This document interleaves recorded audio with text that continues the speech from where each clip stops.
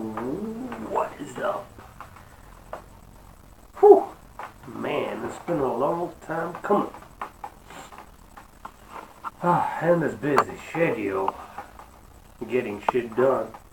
But finally it's time for El Cucumango versus the Weirdo as the main event for this main card called UFC 216, where they were featuring the theme of Las Vegas Strong because of the shootings which happened last week in the beautiful city of Las Vegas. Even Evan Dunham, who's entering the octagon for the opener of the main card with him and beneil Dariush, is carrying a Las Vegas Strong flag. Evan Dunham is a veteran of the sport and is coming off a 185-day layoff from his last fight. He has been on a good win streak of late and possesses good power in his right hand. And he will be fighting number 12 ranked beneil Dariush, who is an Iranian born in Gitepe, Iran. Welcome to all the listeners as usual. This is MMA Live, and we are going to break down UFC 216 as it happens, and we will also let you know where to watch these fights live. If you're expecting to watch the fight directly, there are other places who would be glad to go off YouTube for copyright infringement. We do not do it. Let me moderate the comment section.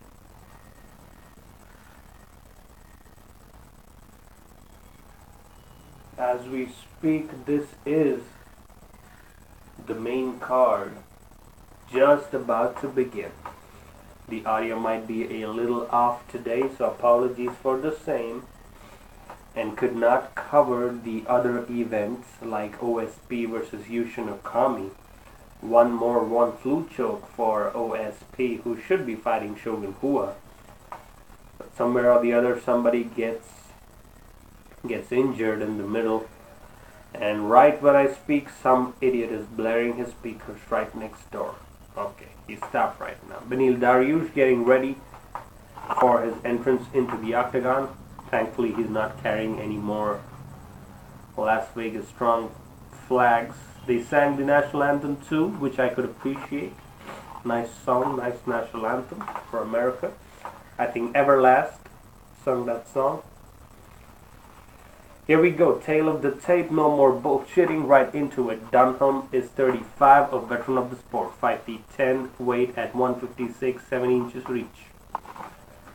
Dariush will have a 2-inch reach advantage and is only 28 years old, so 7 years is younger is beneil Dariush. As usual, Bruce Buffer doing the official introductions for the night, dressed in a checkered suit, which is a different outfit than usual for him. I am really liking the way Dunham has fought in his previous couple of fights. He has a record of 18 wins and 6 losses, but he is the underdog at plus 175 as per Las Vegas odds, 5 feet 10 inches tall. Same as Dariush. He is a Las Vegas resident and he is fighting out of the blue corner. As the crowd pans out on the camera, we see Jake Ellenberger, the juggernaut in the crowd. Dariush has a record of 14 wins and 3 losses. He is the minus 225 favorite. His gym is currently based out of California, and the fight is happening in T-Mobile Arena, the same place where I think around a kilometer or so the shootings happened for a concert. Brittany Palmer is wearing a t-shirt. Okay, this I don't like, okay? You can make everybody carry flags and shit, but man, come on. They gotta show them titties. That's, you know what I mean, right? That's what the ring girls do. No, I'm not objectifying them. Sorry. Here the fight begins. Round 1, sync it up, 4 minutes 50 seconds. Blue corner, Evan Dunham. Good connection early for Dunham on the right hook. Dariush fighting out of the southpaw stance. Good movement by Dunham early, but Dariush is a far more technical striker than you would imagine. Oh, good connection on the right hook again for Dunham. Dariush got to be careful with the aggression. He is pushing the pace early. Good left straight for Dariush. Oh, good combo by Dunham. 1-2. Connects on Dariush's jaw, but seems to take it pretty easy. Good leg kick by Dariush. Hopefully the audio is crystal clear. Good knee by Dariush. Oh God, these guys are going for it. My goodness. Swinging for the money shot.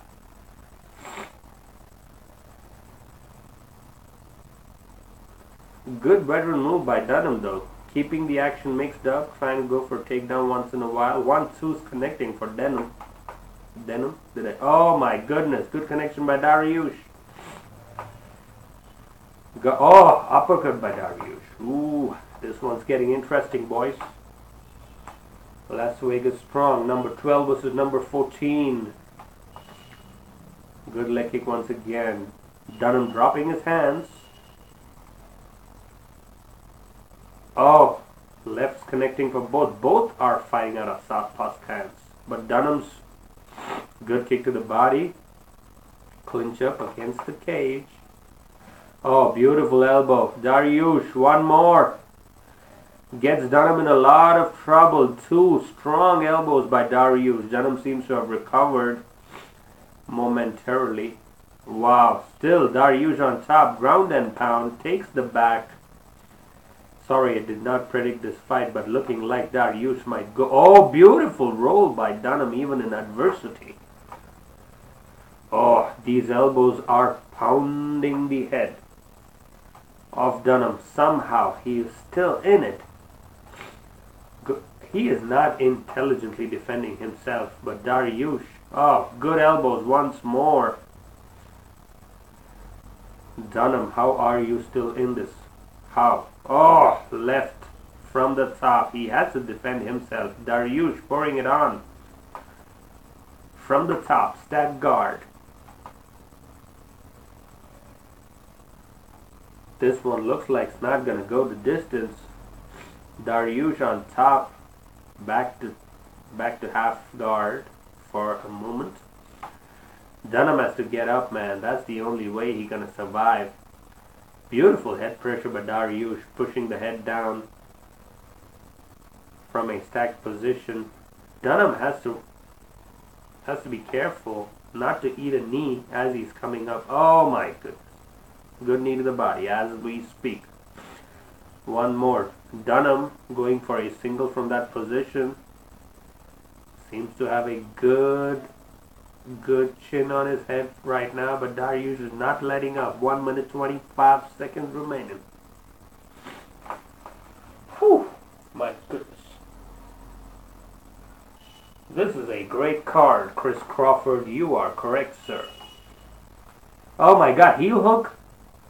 What the hell is happening here? Oh my goodness, Dunham's throwing all sorts of shit. Up kick probably coming up. Dunham should just kick off and move and try to get up. This is not looking good for him. Oh, elbows by Dariush. Ooh. Not good. Not good for Dunham, who's still in half guard. Upper half control for Dariush. Good control, controlling the wrists. Dunham somehow still surviving in this fight. What heart? What heart? Dan Murgliata has been... Oh, Dunham's up. And immediately goes for a high kick. Okay, seems to have recovered. 20 seconds remaining in this round. Should probably ride it out, because Dariush has clearly dominated this one for a clear 10-9 or maybe even a 10-8 round. Dariush is swinging for it. He might get tired actually, looking at the output thrown. Dariush throwing a thumbs up to Dunham, who reciprocates the same. Little wobbly, does not know where he is. but goes back to the corner eventually. He will be getting a lot of advice from his corner. 2 elbows, man. Back to back. Back to back elbows. Chris Crawford, welcome to the stream, sir. Yes, for all of those who are wondering where the fuck is the fight, this is not a channel where we showcase the fights directly. We break them down as they happen, giving you a fight analysis of what's happening live. But to be quite frank, I do have some sort of disagreement to the way Fabricio Werdum's fight got rescheduled with Walt Harris. Let's be honest here, Walt Harris is not in the league of Fabricio Werdum, but it is what it is. Derek Lewis had to pull out last second because of an injury. I do not know what happened, but that fight is off the card. So Walt Harris and Mark Godbeer got cancelled, and Walt Harris got pushed up to the slot with Fabricio Werdum. Beautiful outside leg kick by beneil Dariush. Dunham, good left straight. Dariush is dropping his hands low, gotta be careful. Beautiful jab by Dariush. That pressure is what, oh, good knee, oh, beautiful, beautiful stuff by Dunham. Catching him in midair and taking him down. Dariush not in a good position against the cage, maybe going for a submission here. Not really. Omoplata? No. Doesn't look like it. Good place to have a takedown for him and Dunham. They just looked at each other for 3 seconds right now. It's a very romantic moment between the two gentlemen. Meanwhile, UFC 217 press conference happened yesterday. In other news, Michael Bisping, who as usual does not give any fucks in life, went on a murderous tirade against GSP, who is looking bigger and bigger as the days progress. Man, it's been a transformational couple of weeks for GSP. He is looking pretty bulked up. And I think he's 5'10 or 11, if I'm not wrong. Oh God, Dunham almost in trouble. Oh, beautiful upper body control. Takedown once more. Got the back. Fighting against the cage. beneil Dariush. Good wrist control. Yes, that is what you're supposed to do at this level. 2 top 15 fighters going up against each other. Oh, beautiful knee to the head by Dariush. But Dunham looking much better already in this particular round. Might even get the round in his favor if he keeps the pressure up and maybe gets one more takedown. Will get really interesting. Dariush though improved Muay Thai for this fight for sure. Good elbows and knees. But Dariush looks the stronger fighter, to be quite honest here, in terms of strength. But Dunham doing pretty okay. They disengage, moving to the center. Dunham though has weird moments in fights where he just lets go. But there are moments where he just keeps backpedaling. And that is what he is doing right now. Oh, those leg kicks are working for Dariush. Dunham, I do not know why is he moving back. Dariush is having no fear. Oh, strong leg kick. Took the legs out of Dunham's presence immediately. 1 minute 50 in case you want to sync this up with us. 1-2 is the only combination Dunham is throwing this entire fight. So Dariush is aware of it. Moves his head away and throws a 1-2 of his own, which seems to graze the shoulder. Beautiful leg kick. Dunham going for a single, mixed in with some punches. Weird style. And again he's moving back. Dariush is throwing with a lot of intensity in this fight. This, oh man, grazes the head of Dunham. Clinching up against the cage once more as we are coming to the close of round 2. Back and forth action. Dunham should not allow Dariush this takedown. Good knee on the break. Teep kick. Oh, they are swinging. Dunham's stance is what seems to be the problem, according to me. He's not throwing with a good base, so he's not landing with a lot of power. And he looks to be moving backwards in this fight. Good jab, though, by Dunham as we speak. Dariush looking to react to the punches of Dunham. Not a lot of action in the last 30 seconds. Dunham has to close the round strong, otherwise they might even give this round to Dariush. Oh, good connection by Dariush. Dunham pushes to the cage. Eats a knee. Good punches by Dunham to the body and head. Significant improvements in the knees and elbows for Dariush in this fight. Good work in the training camp by his partners. If the camera angle is a little weird, I'm apologizing for that immediately. That takedown probably sealed the round for Dunham here.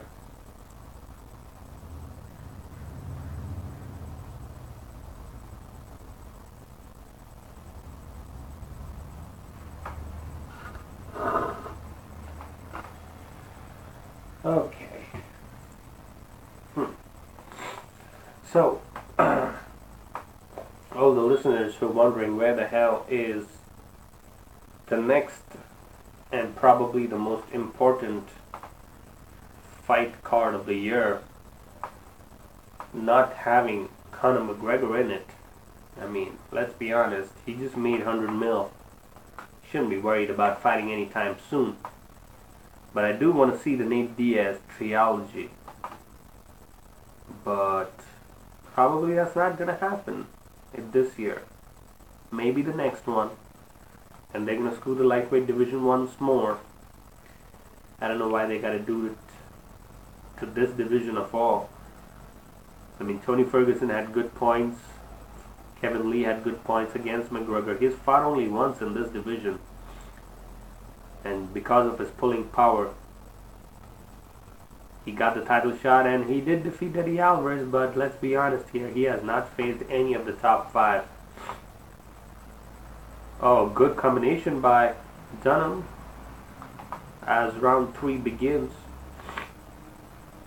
Dariush getting advice from Rafael Cordero.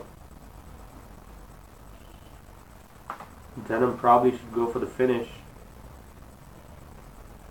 That looks like his only option. Combinations by both men landing the jab. Follow punches not connecting. Dariush going for an uppercut. Good jab by both men. I do not know why Dunham is circling always. Good jab by Dariush.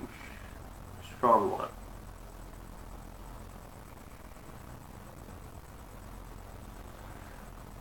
Oh, 1-2 connects for Evan. Dariush just eats it for breakfast.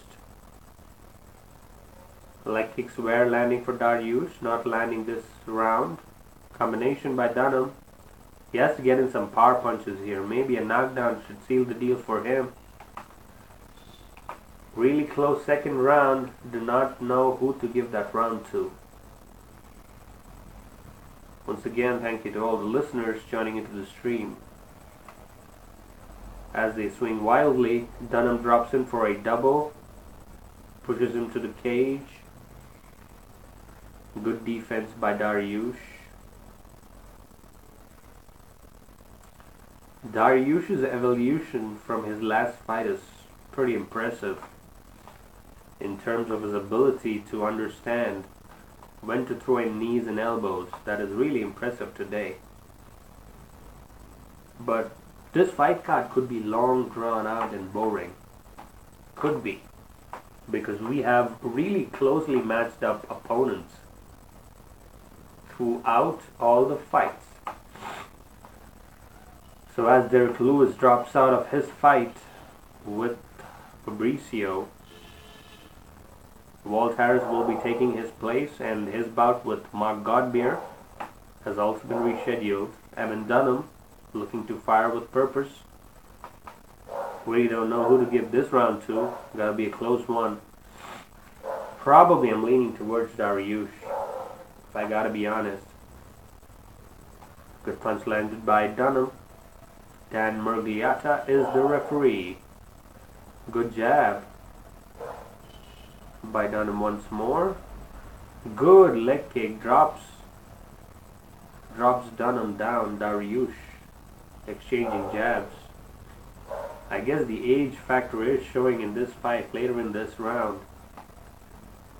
Fatigue is creeping in on Dunham, who is eating leg kicks quite frequently. And he's just swinging for the fences. 1 minute 30 seconds remaining. Wants to go in for another takedown. Stuffed again. Good knee by Dunham. Muay Thai plum for Dariush.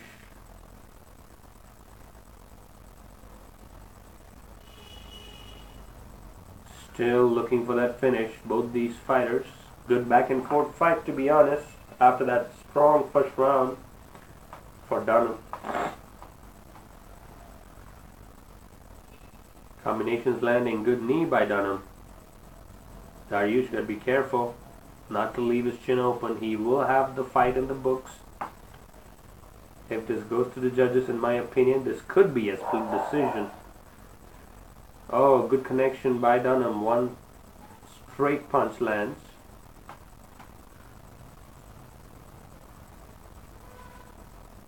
Once again, the leg kick is landing for Dunham. Dunham says, let's go, 30 seconds. He wants to stand and bang. Dariush getting some connections in the middle. Dunham throwing his hands up saying, let's fight, let's go. Good knee by Dariush. Dunham wants to go, 10 seconds remaining. Dariush staying smart. Good knee. Fight comes to an end. Good back and forth action.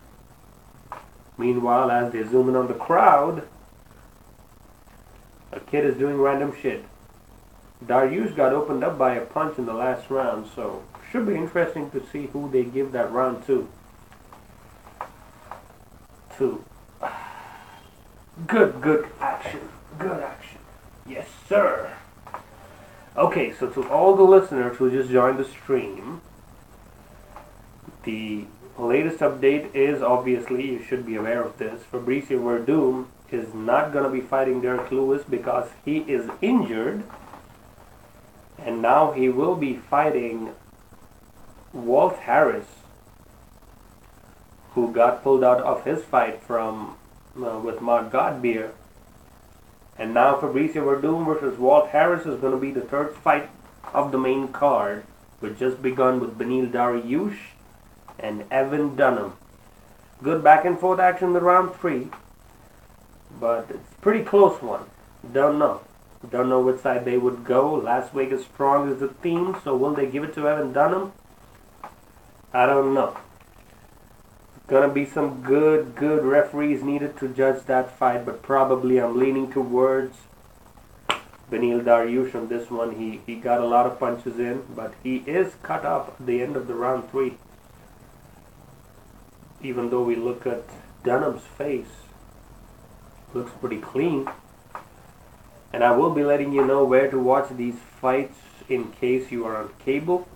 I will give you some channels immediately after the official decision, which is coming up right now.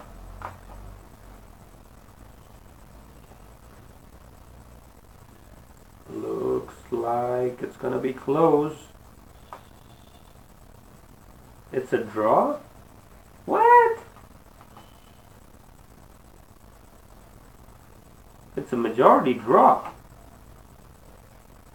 Wow, that's weird. This is weird. Let's listen to Joe Rogan. I think I can put the audio to you.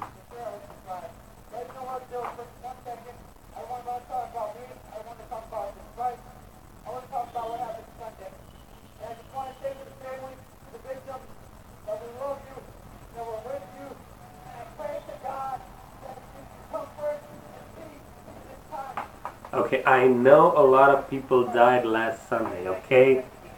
You cannot make that the only point of discussion. Now that is okay. This is no disrespect, people. Okay, please understand. I know the event was really tragic, but they are just overselling this card of Las Vegas Strong. Everybody's wearing black T-shirts. It's all good, but you just got robbed of a decision, beneil, dariush, and you're saying you don't want to talk about it. You just want to give love. I mean, okay, fine. It's a good thing to have, but seriously, you're not even sad? That guy doesn't look sad to me. Evan Dunham looks happy, for sure. Do I think that's a majority draw? Probably not. I do not know what happens to these judges, man. Same way they screw up every damn fight, which happens in Las Vegas. They have screwed this one up too. But I don't know. Maybe they gave it to Dunham because of the pressure late in round 3. Maybe it was close enough, but they could have easily given round 1 to beneil dariush, a 10-8 in my opinion. But hey, it is what it is. Who gives a shit about my opinion? So in case you want to watch the fights together with us, the channel which I'm watching right now, I'll put it in the comment section.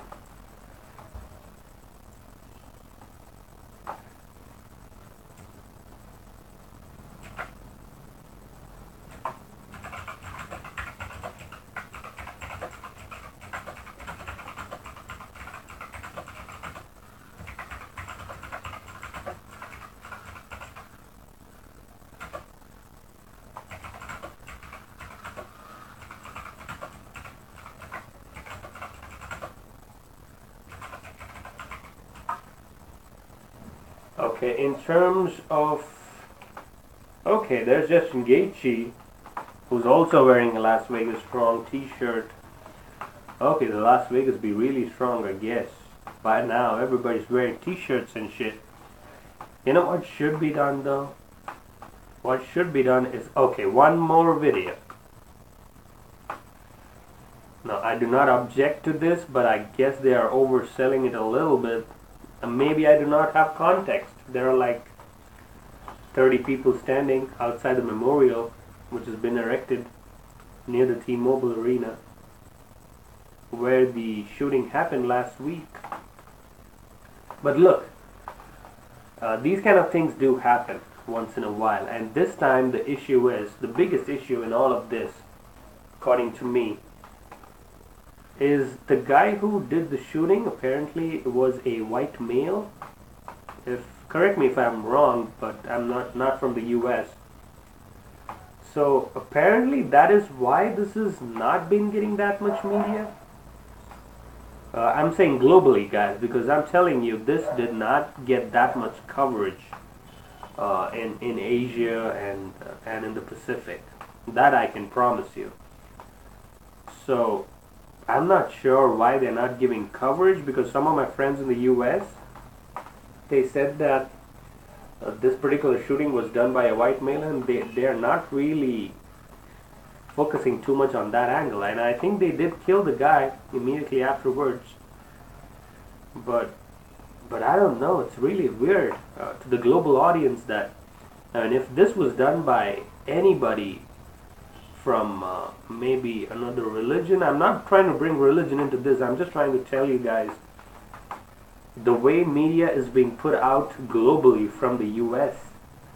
And I don't know whose fault this is, but I think this kind of an event deserves a much better coverage globally. 58 people dead on a mass level.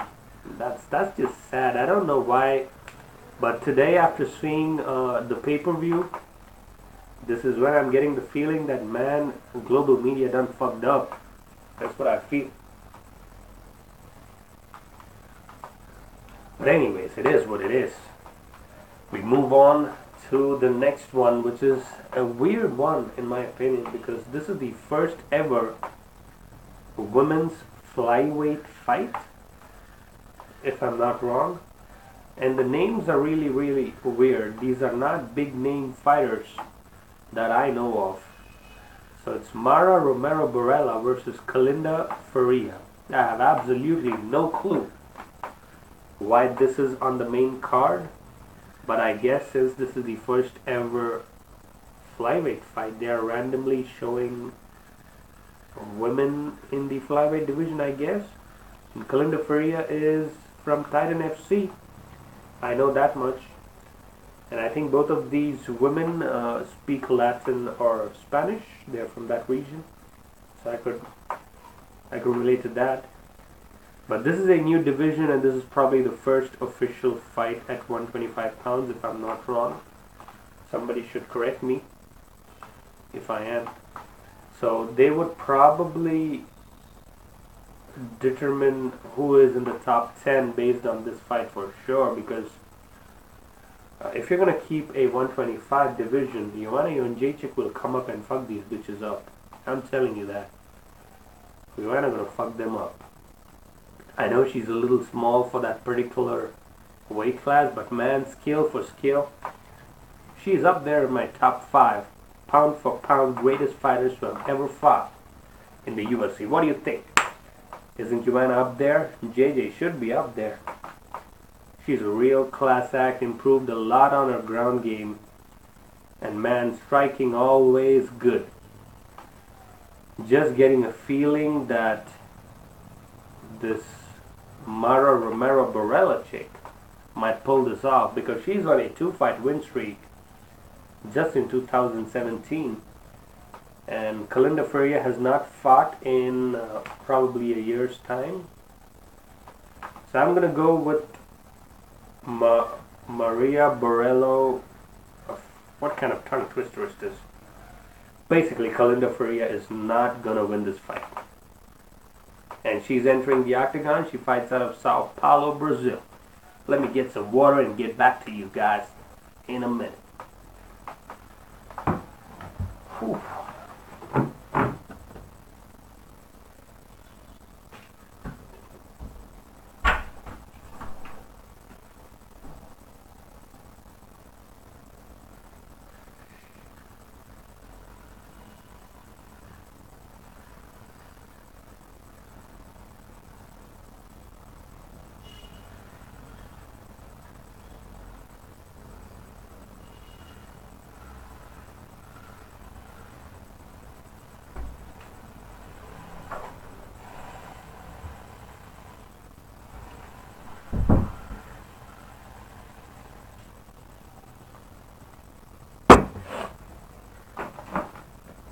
Okay, do sub to the channel as I eat some bananas. I mean, it's pretty thick banana. Not representative of my dick size though. This is smaller, not my dick. Okay. And Faria is apparently on a 3-fight win streak. As I rip this banana out, pretty thick one though, good girth. I do not know what I'm doing right now, so. I'm hungry, that's it. I should not be eating on the mic, but I'm really hungry. It's 8 a.m. in my country right now. I better get some food in. Healthy shit.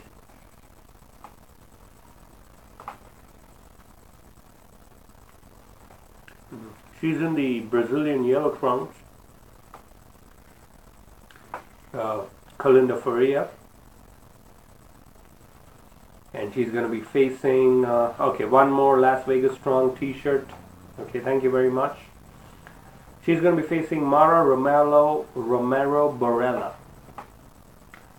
I'm screwing it up like Joe Rogan yesterday. She seems to be enjoying the spotlight. She's pretty tall also, I guess, looking at the people behind her. I'm expecting Borella to win this fight. Good braids, nicely braided hair. Fights out of Italy. Man, I just wish Gina Carano and Ronda Rousey could fight once. That would be such a fight right now. 6-fight unbeaten streak for Mara Romero Borella, who is 5-0. 3 wins by KO, 4 by submission, all armbar. She is making her UFC debut. So is Kalindra Faria. So should be interesting to see who wins this one.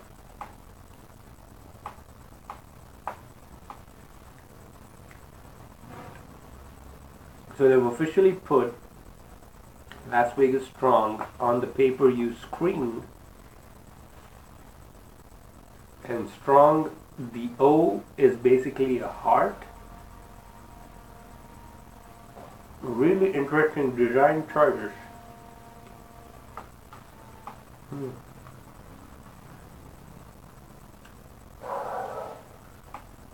And you know what makes me pissed off the most?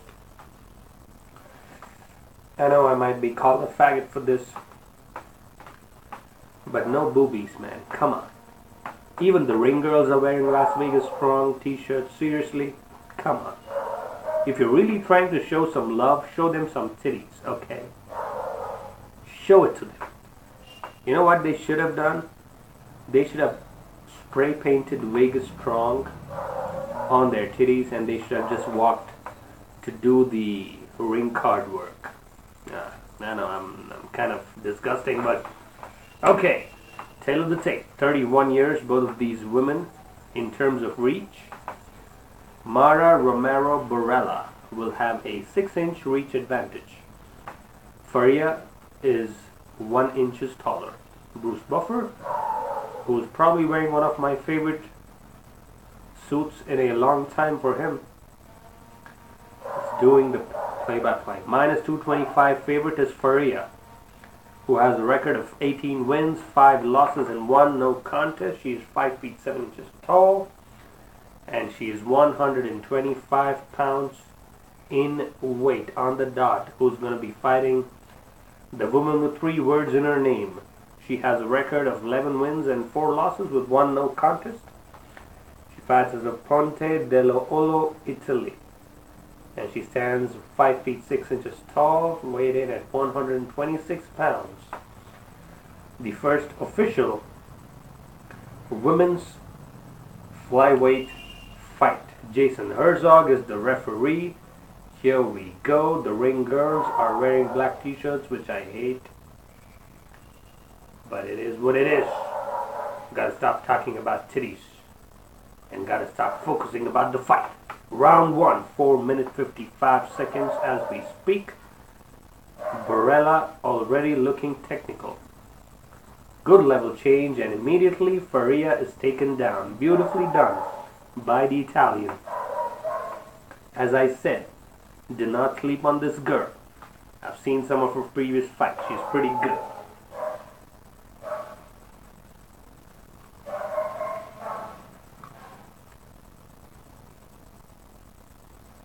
As they are hugging each other on the ground, and I'm eating bananas, this is starting to get a little weird. Half guard for Borella, who's trying to move up to a head and arm choke, probably. Yes, she is. She is going for it. Faria has to be careful. At which she is, and she's moving towards the cage. Mount for Borella. Beautiful work. Stepping off against the cage. Good work by Borella. Punches to the body. Already impressed by this chick. Faria not looking good right now. This could be an early finish.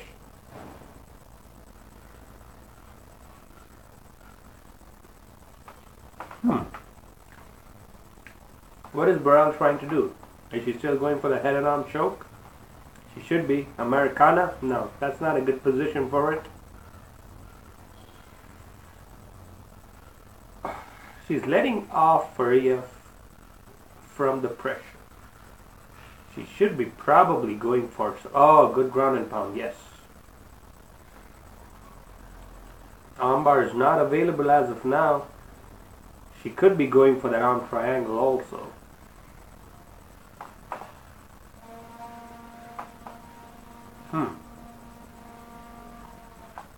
Oh, good punches by Borella. Faria's given up her back, rear naked available.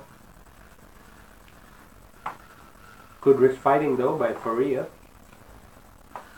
Ground and pound is what she's looking for. Yes, rear naked available. Yes, she's got it. She's almost got it. This one's going to be a wrap very soon, people. Faria doing reasonably well, but this might be a problem for her. Yes, yes, yes. Beautiful transition. Not looking good for Faria. The Brazilian might go out. This is close to being finished, and it is. As I said, the underdog defeats the favorite. It was an easy pick, people. You just had to look into their background. Borella gets the rear naked choke, and she is screaming at everybody except for Faria. The Italian gets it done. Easy work. Good submission. Thank you very much. Round 1. It is all over, people. And from next week onwards, we're going to try a new format, which I'm working on. I know I'm slacking a little bit on updating the channel regularly. I apologize for it, but I promise you this new content is going to get you excited for sure. And the next time we break down fights, you're going to have a lot more fun doing it with us. Do subscribe to the channel if you like the commentary and the play-by-play, as Borella gets the rear naked choke early in round 1. Great finish by the more active fighter, who gets her 3rd win and 6th consecutive victory. Her first inside the octagon. My goodness, she's pumped. She's just throwing arms in the air. She is still screaming at Bruce Buffer as we speak. Kalindra Faria obviously underprepared for this fight, in my opinion. Just got kissed by her coach. Live on camera. Las Vegas strong, baby. Las Vegas strong. Hugs and kisses for everybody. Might as well take off your tops and start dancing. Okay, okay, that was a little too much. Okay. She's carrying the Italian flag as well. Joe Rogan, with my favorite shirt, is doing the post-fight interviews. Let's listen to him.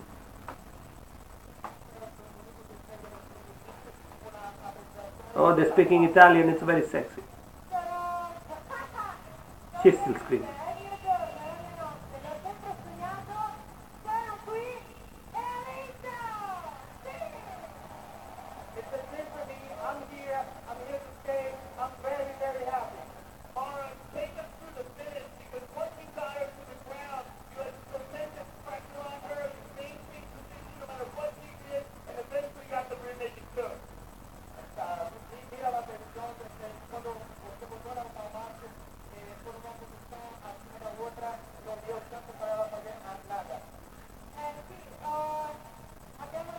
C. That's the only word I'm able to understand.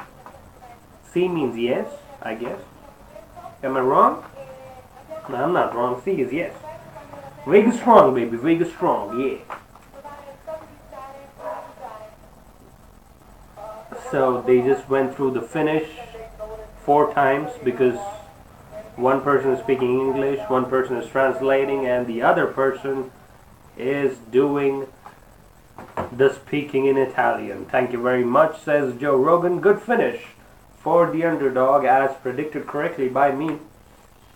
But I could not predict the first fight, man. That was a majority draw. So 2 fights in the main card up already. Cody No Love Garbrandt, with his girlfriend, who is pretty hot, is also expecting a baby before he could fight UFC 217. So now I know why he pulled out of his previous fight. He was busy fucking his hot girlfriend, I guess. But anyways, Fabulous Las Vegas, Nevada is playing host to this fight card, which features a interim title fight between Tony El Cucuy Ferguson and Kevin the Motown Phenom Lee. That is going to be a awesome main event, according to my opinion. But the next fight night is going to be between Darren Till and Cowboy Cerrone.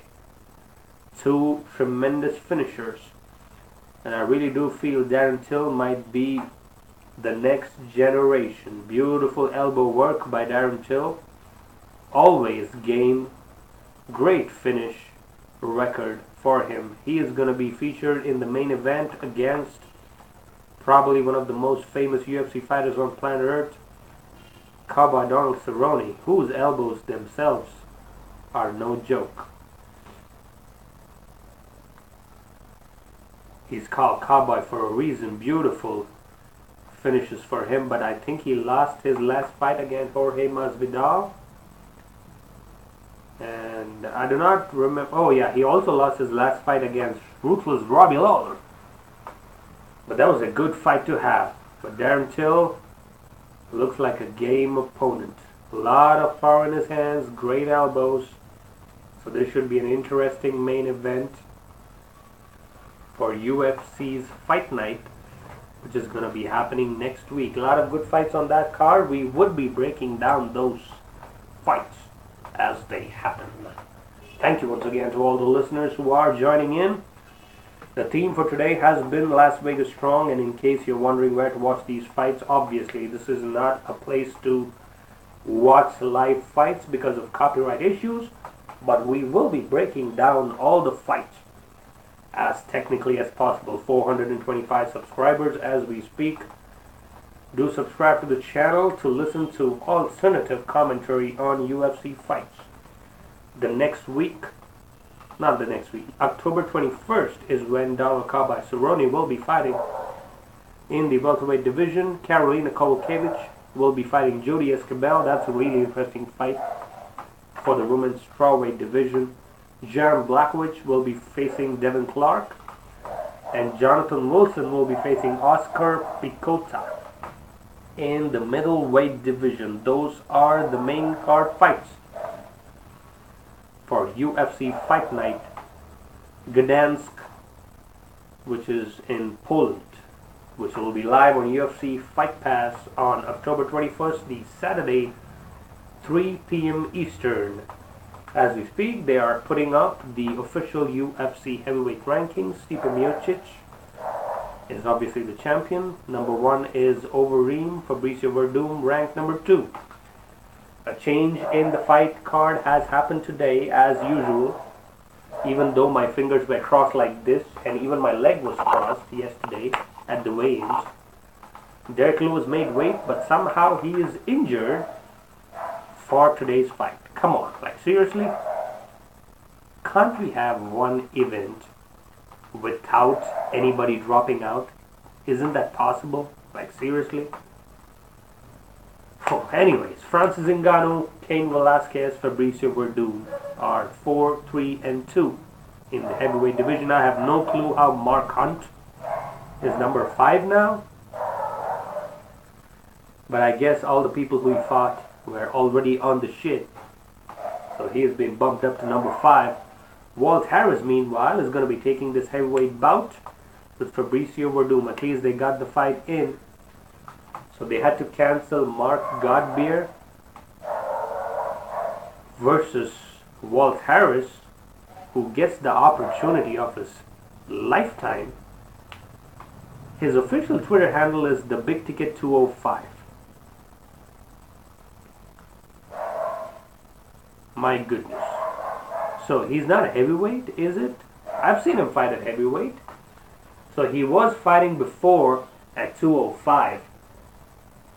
And obviously that did not work out for him, I guess. Thank you very much, Dazed, for joining into the stream. Long time listener.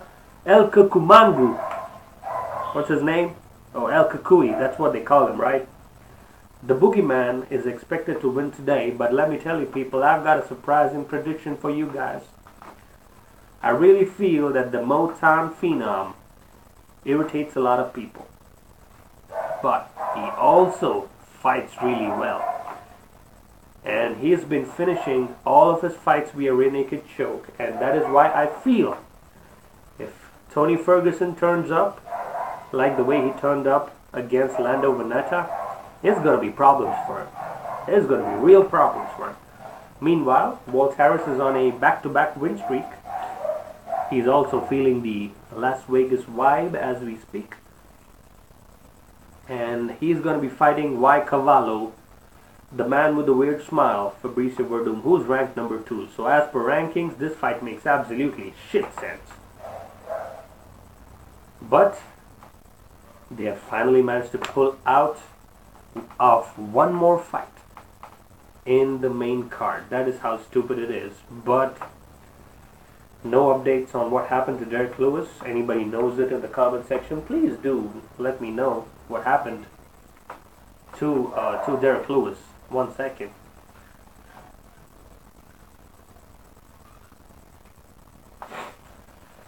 Meanwhile, Fabricio Verdum entering the octagon with one more Las Vegas Strong t-shirt. So that is going to be 8 t-shirts counted, including the coaching staff, in my opinion. Surprising that the UFC ringmen and the cutmen are not wearing Las Vegas Strong t-shirts. I think they should be the people who should be actually wearing it, right? But anyways, Fabricio is on a one fight win streak. His last win was against Travis Brown, Verdum vs Brown 2. He did get KO'd by Stipe Miocic, and he is the former UFC heavyweight champion. Because of that, he has the third most significant strikes landed in UFC heavyweight history. 630 punches, 10 wins by knockout, and 6 wins by submission. Good all-round fighter is Vai Cavallo, as they call him in Brazil. Really funny guy, really weird guy. This week has been a week where everybody is focused on the weirdness of Tony Ferguson. He was dancing to his own tune during the weigh-ins, but man, it is what it is. They call him the boogeyman for a reason. He dances to his own tune. Fabricio Verdum, Walt Harris, rescheduled fight. Verdum is 40 now, and he's going to be going up against Walt Harris, who's 34, 1 inch taller than Verdum. Both fighters will have identical reach at 77 inches. Walt Harris is unranked. Verdum is ranked number 2 in the division. So even if he wins this fight, not gonna do a lot for him. Derek pulled out because he re-injured his back. Oh, okay. Thank you for the update, Mr. Dazed. I love your logo though. Your channel logo or your personal logo, whatever that is. 10 wins and 5 losses already for Walt Harris, who is the plus 205 underdog, who was ready to accept the challenge. Mark Godbeer, for some reason, did not pull out, obviously. He was not given an opportunity. Verdum, though, 21 wins and 7 losses, weighed in at 247 pounds. He is the minus 270 favorite. I do not think these Las Vegas odds have been corrected for this particular fight. If I checked correctly, last time I remember the same odds being offered for Derek Lewis and Verdum. Former UFC heavyweight champion should be careful early against Walt Harris. Meanwhile, the girls jumping up and down in the aisle. Herb Dean is going to be the referee for this one, as Ariane Celeste does the ring work with a black t-shirt. Seriously, Ariane, nobody's listening to my advice. Why? Why aren't they listening to my advice? They should say Las Vegas Strong on their titties. Just spray paint them and give them some, what do they call that?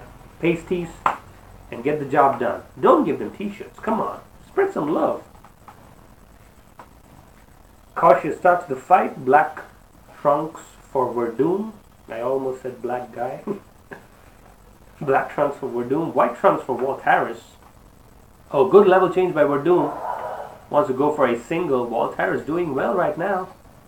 And gets a takedown. Yes, sir.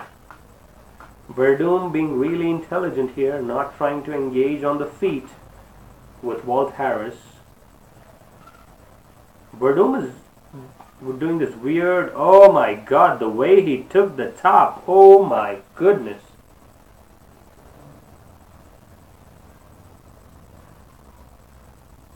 Wow, Verdum's ground game, oh my god, this one's gonna be over, people. Whoa! That is why they call him a black belt in Brazilian Jiu-Jitsu. I have no clue about that transition, man. Okay, let me explain what the fuck happened right now. It's crazy, man. Verdum's ground game, he should focus more on this, guys. I'm telling you, the transition is next level. So he takes Walt Harris down, tries to play with the upper half through the half guard, transitions into full mount, and fakes a punch. And while he fakes a punch, immediately transfers to an armbar, and Walt Harris taps. And all of this happened in 5 seconds. As he's in mount, Walt Harris tries to punch him. He tries to go into side control, takes the back, tries to go for a rear naked choke. Walt Harris gives a hand and boom, switches it to an armbar. That pull is crazy. Walt Harris was worried about the rear naked choke, so he gave this hand and then boom, armbar. That is how a black belt works. Crazy. Crazy. Really impressed with Verdum's performance, but I mean, this is not going to do anything to him. That's the funny part here. Because Walt Harris is an unranked opponent. But I'm really impressed by that submission. Finally, Fabricio Verdum stopping to focus on his strikes and starting to focus on his ground game. By Cavallo. This fight card is going to end soon, guys. First round rear naked choke in the previous one. First round armbar. I am sure once a heavyweight pulls on their arm, it's going to be painful. Whew, that's something which I need to try right now. So once you go for a rear naked, your opponent do give you this arm. They will generally fight this arm. So while they are fighting this arm, Verdum just latched onto it, man. Quick work. I'm sure Joe Rogan will be really happy with this performance. Yes, Lewis did pull out.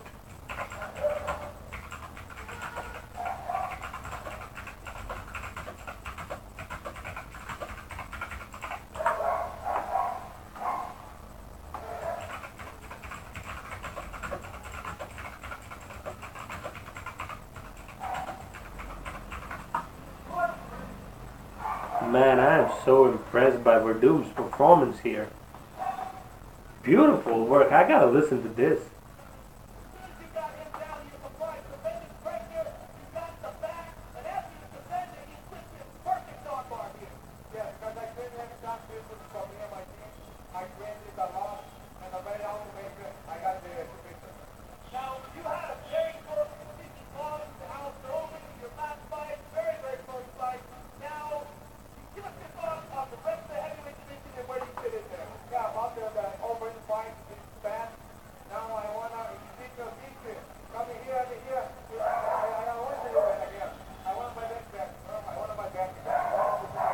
I want to back. I want to back. What are you saying, Verdum?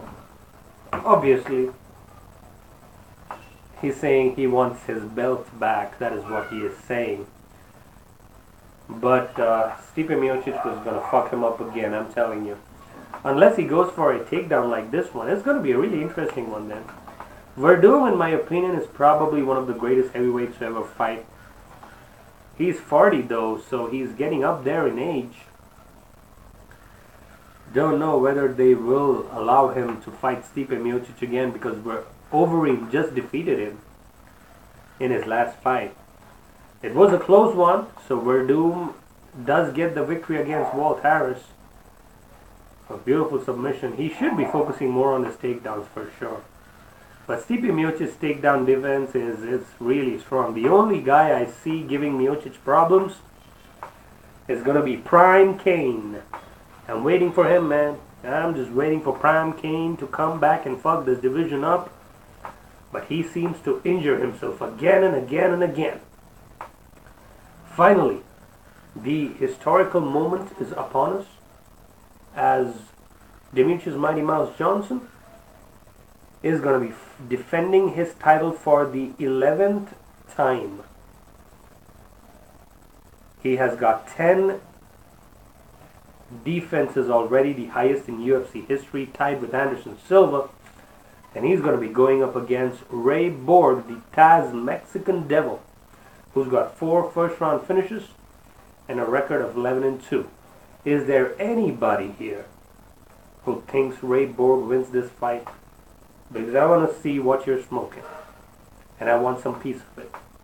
I really do. Because that shit must be really good. Meanwhile, GSP is going to return to action next pay-per-view, UFC 217. Let's listen to GSP here for a second.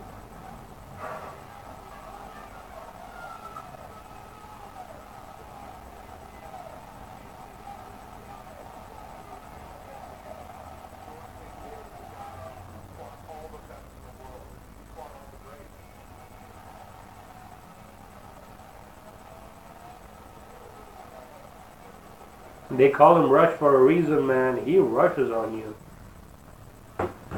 The inventor of some of the craziest attacks ever in mixed martial arts. The Superman punch, the best utilized Superman jab.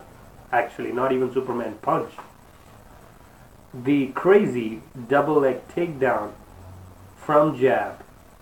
These are things which GSP patented into his arsenal. Everybody knows what to do in a mixed martial arts fight, but the perfection that GSP does it with, it's crazy.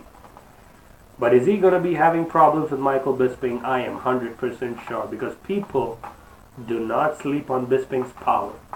His left hand is deadly. He never used to fight with his left hand ever, because he always taught himself to be an orthodox stance fighter. He's a douchebag, I agree. But man, does he possess a strong cardio, beautiful boxing, especially kickboxing, even kicks, and good awareness of the octagon. So GSP probably gonna have issues with him early in the first or second round.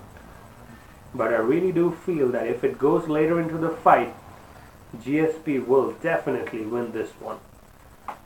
It's going to be a close one. UFC 217 has three fights which are going to be championship level.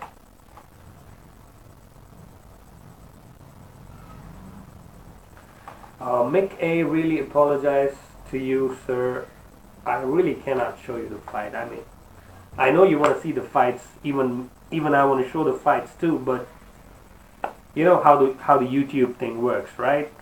So we're not allowed to show you fights live, and there have been channels which have been pulled down frequently because of this issue. I do not want to risk getting the channel pulled out, because this is something which I want to put more efforts into, because there have been around 420 subscribers already to the channel, and I've been at the grind for quite some time, so I want to introduce some new things into this channel, so I don't want to risk it, Mike A. I hope you understand.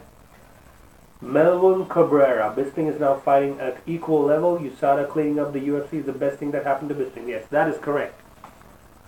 That is really correct. So good comment, Melvin Cabrera. Sorry if I misspelled your name. So Mick A, apologies for not showing the fight. 6 wins by submission for Ray Borg, though. 5 rear naked chokes and 1 by Kimura. Now, let me tell you what I feel about this DJ and TJ situation. A lot of people think that, Demetrious Johnson is a pussy. He pulled out of the fight against TJ. TJ is a much tougher opponent. In DJ's defense, Dillashaw has never fought in the 125 pounds ever. And the time frame which was given to Demetrious for that defense was not enough, in my opinion, because TJ offered to get in and fight him out of the blue, because Cody Garbrandt pulled out of their fight in UFC 212, 213, I'm not sure. So what TJ Dillashaw did is very smart. Now let me tell you why TJ Dillashaw is a douchebag. I'll tell you why. I mean, as a human being, he's a great fighter. As a human being, he's #1 douchebag. He left Alpha Male, which is pretty well known by now. He went to train with his coach, what's his name, Denver, Colorado guy, whatever his name is. So he went to train there. Now he's not even training in Denver, Colorado. He's gone to California back again. That's what I heard.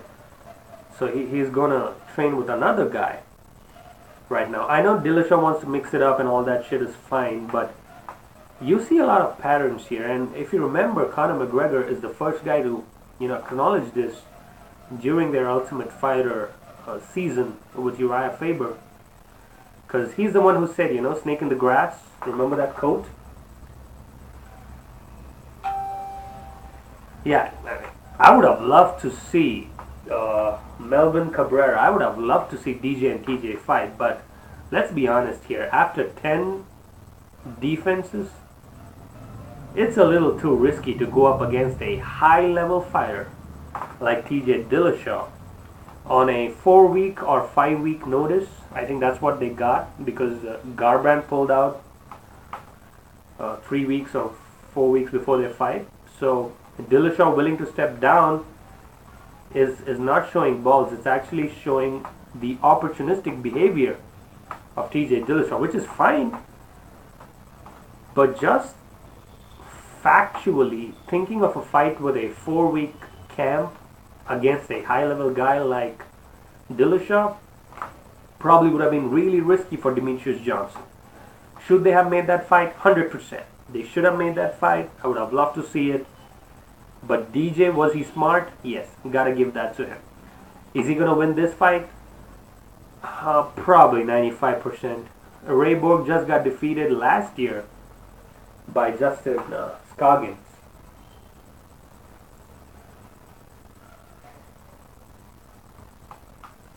So that's what happened there. So anyways, let's move on. The current event is going to be DJ versus Borg.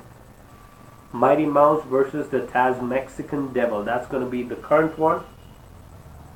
Poop them, bud. What is all of this? I don't know. Okay, so Ray Borg made weight 124 pounds. He looks healthy and dehydrated. He's ranked #3. He's got 19 takedowns already, the 6th most in UFC flyweight history. He has the 2nd lowest strike absorption rate, which is interesting. And he's got 6 wins by submissions, 5 rear naked chokes, and 1 kimura. The only way I see Ray Borg winning this fight is probably catching Demetrious Johnson with some weird shit early in the round, 1 or 2. That's the only way I think Borg could pull this out. But remember, he fights out of Jackson Winklejohn. So that's a recipe ready to bring a surprise at us, because if you remember, Holly Holm was never given a chance in her fight against Ronda Rousey, and she fought from the same camp. And that has been well publicized, the way she ended the fight against Ronda Rousey. Does Borg have that high-level skills that Holm possesses? No. But does he have heart? Yes. He seems to have reasonably good cardio and a pretty strong chin. And he's feeling good. He had a good weight cut. And finally he's up here, ready to face the 11th defense for Demetrious Johnson's 125-pound weight. Yeah, that's a tough one, man. Melvin Cabrera, that's a tough one. John Jones. Man, I need a lot of time to talk about it, because I am connected to Jones on a deeply personal level, not just as a mixed martial artist, but I could relate to all the fuck-ups he did in his life, the same kind of fuck-ups I did in my life. So I probably gotta explain that to you in detail. So right now, what I feel is Jones, did he get popped for a tainted supplement? Probably, man. But you know who tells this story perfectly? I think Nick Diaz tells this perfectly. He says all these motherfuckers on steroids. So is it possible Jones took something way back, let's say when he was 23, 24? It's possible, okay? But do I really think he took something in spite of knowing clearly that he will be tested after July 7th? Because the fight was on July 29th. He got a clear result on July 6th and July 7th. Two tests were done on Jones on July 6th and July 7th, and he cleared both of them. And now he pops for a substance which is called as turnable.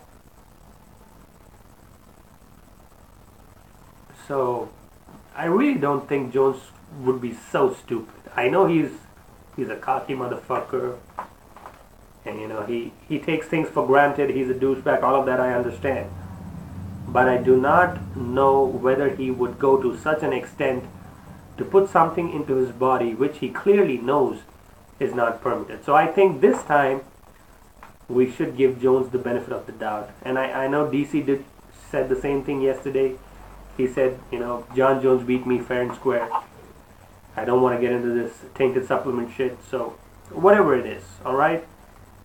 So that's my opinion on John Jones right now. And to counter your claims about John Dodson's first fight with Demetrious Johnson was the closest Demetrious Johnson ever came to getting defeated in the flyweight division.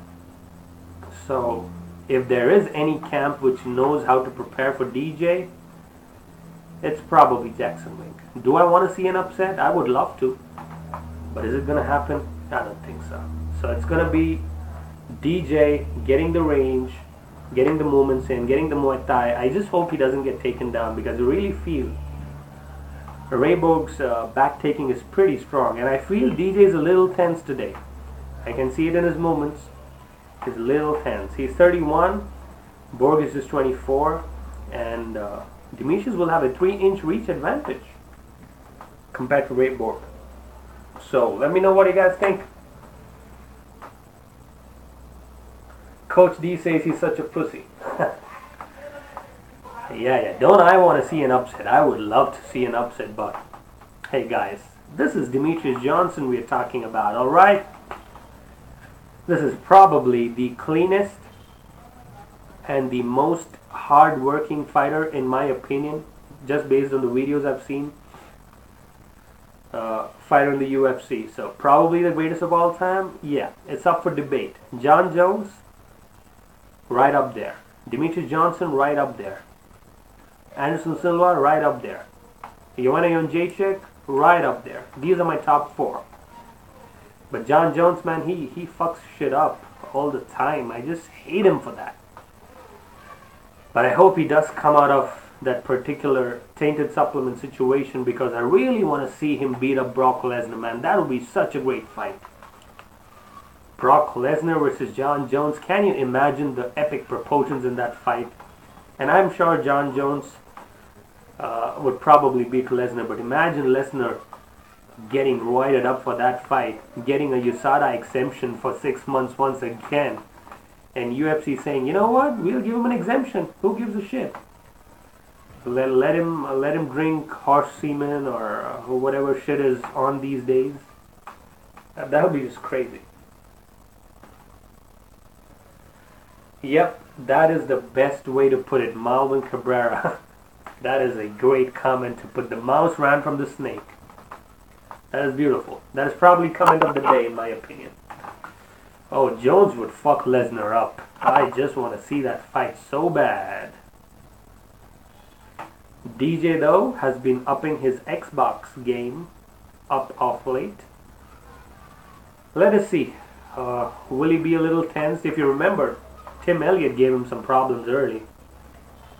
So Demetrious Johnson might take this to the distance, but I really don't see Borg giving him a lot of problems here. But he looks prepared. So let's see. Blue corner for Borg. Champ corner for DJ. I really want to see what he brings to the table. Here we go. Round 1 out of a possible 5. Will Borg try something crazy? Demetrious takes the center very quickly. Orthodox stance. Beautiful leg kick by DJ to open the fight. Interesting stance for both men. 3 leg kicks for DJ already. Okay, level change. Demetrious being really cautious here. Really cautious here. This is not what I'm used to seeing in DJ, but man, it is the 11th title defense, so you gotta be careful. Okay, DJ changing stances as he always does. Good movement always. Ray Borg staying stable though.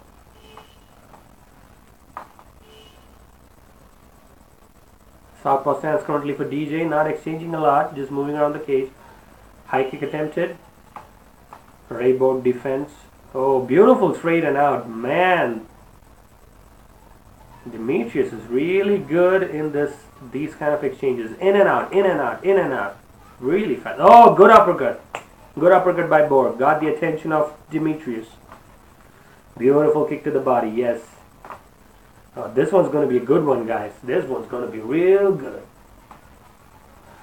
Oh, takes the back immediately. Wow. Demetrious Johnson. Not a good position for Borg. Got to be really careful here. Wow. Okay, upper half. Good defense. Good defense by Borg. Demetrious got to be careful. Oh, beautiful kick to the body. Got to respect the wrestling. Single leg.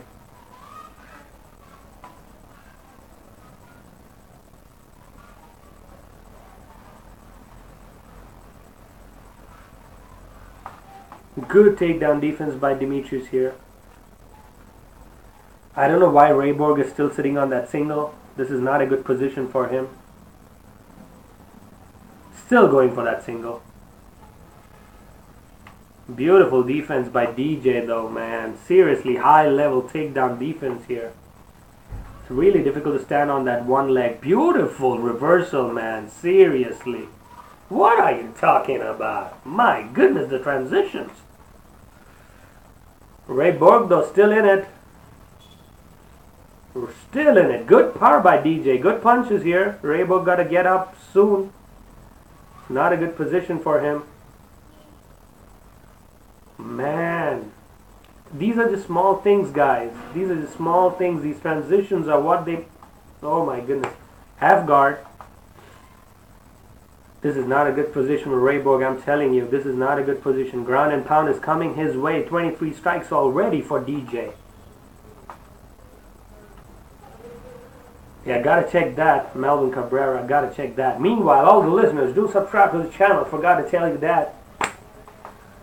For live reaction, fight analysis as the fights happen, always for UFC. Ground and pound continues for DJ. Man, the top control is crazy. Beautiful top control, man, by DJ. I'm telling you, this is some next level shit. One flu? No, one flu not available. God, head and arm choke, maybe. DJ is so smooth in the transitions. Oh, solid elbow. My goodness, boom. Half guard still. Ray Borg still want to go for that guillotine.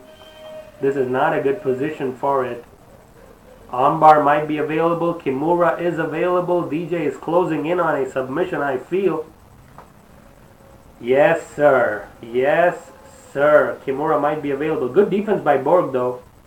Immediately understanding the presence of a threat.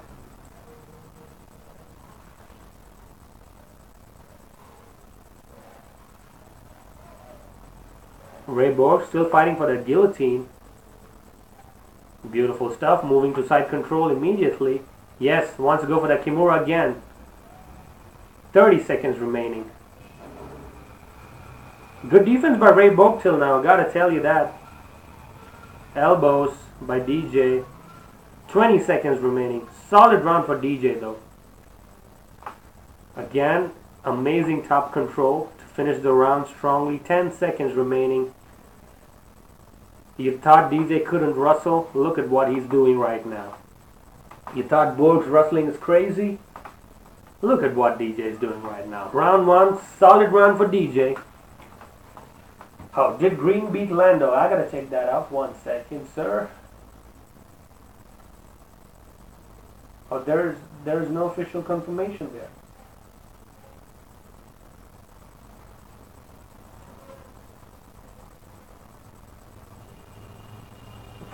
I guess that fight got fucked up for some reason. And I think that was a draw too. Yes.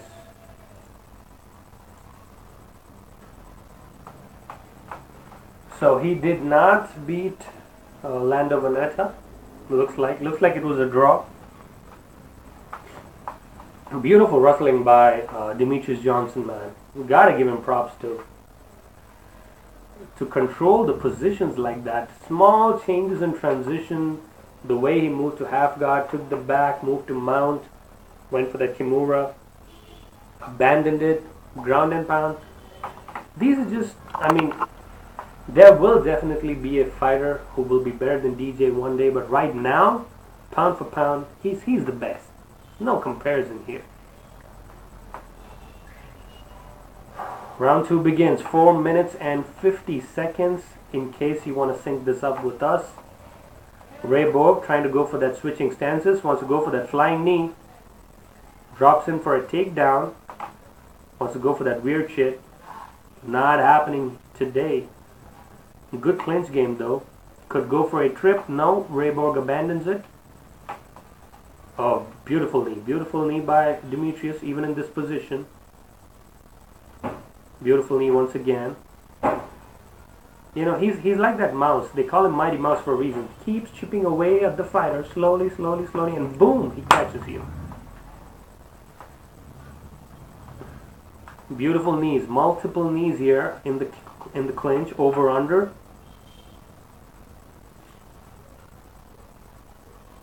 Knee to knee action. Oh, Borg wants to go for that guillotine. Okay, okay. Borg really wanted to go for that guillotine there, but good defense by Demetrious, who's still pouring in some knees. Again, knee to the body. Chipping away. See how active Demetrious is?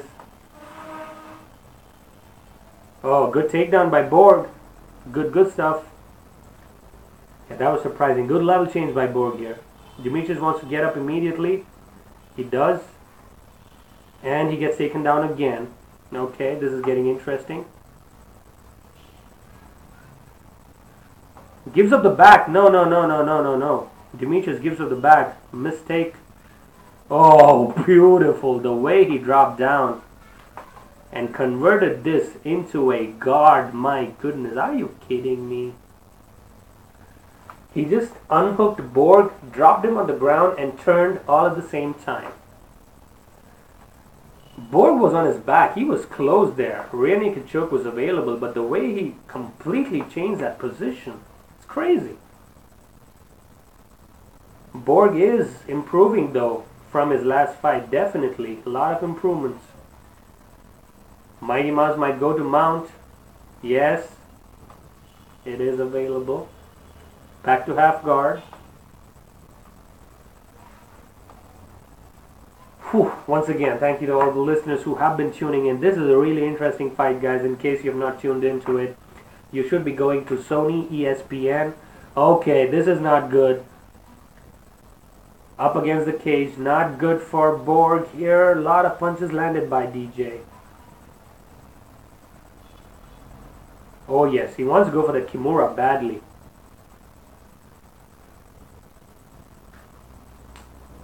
This is just catch wrestling 101 right here. Knee to the body once again by Demetrious. He's tiring out Ray Borg here, who is the stronger fighter in my opinion, but this kind of pace, this kind of cardio is not going to be good for him. A lot of control for DJ. 4 minutes 52 seconds already. Multiple knees by DJ. Oh, great wrestling here. Borg is still pressuring him though. Man, but the way he reversed that position from back to front, gotta learn so much from this guy. Beautiful takedown by Demetrious. He made it look so easy. Beautiful transitions. Side control immediately for DJ. He just wants to go for that Kimura, isn't he? He wants to go for that Americana or Kimura. That's what he wants today.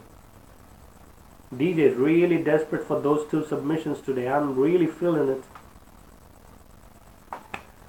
Whew.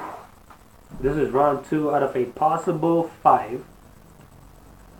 Good knee, once again by Demetrious, who's having significant control. Moves to the back. Takes Borg's back. Again, not a good position for Borg here. Punches and bunches. Borg is looking for advice from his corner. He is getting some, but not good positioning here. 20 seconds remaining. Another dominant round. Shoulders for Borg. I think he's enjoying this. He is learning a lot.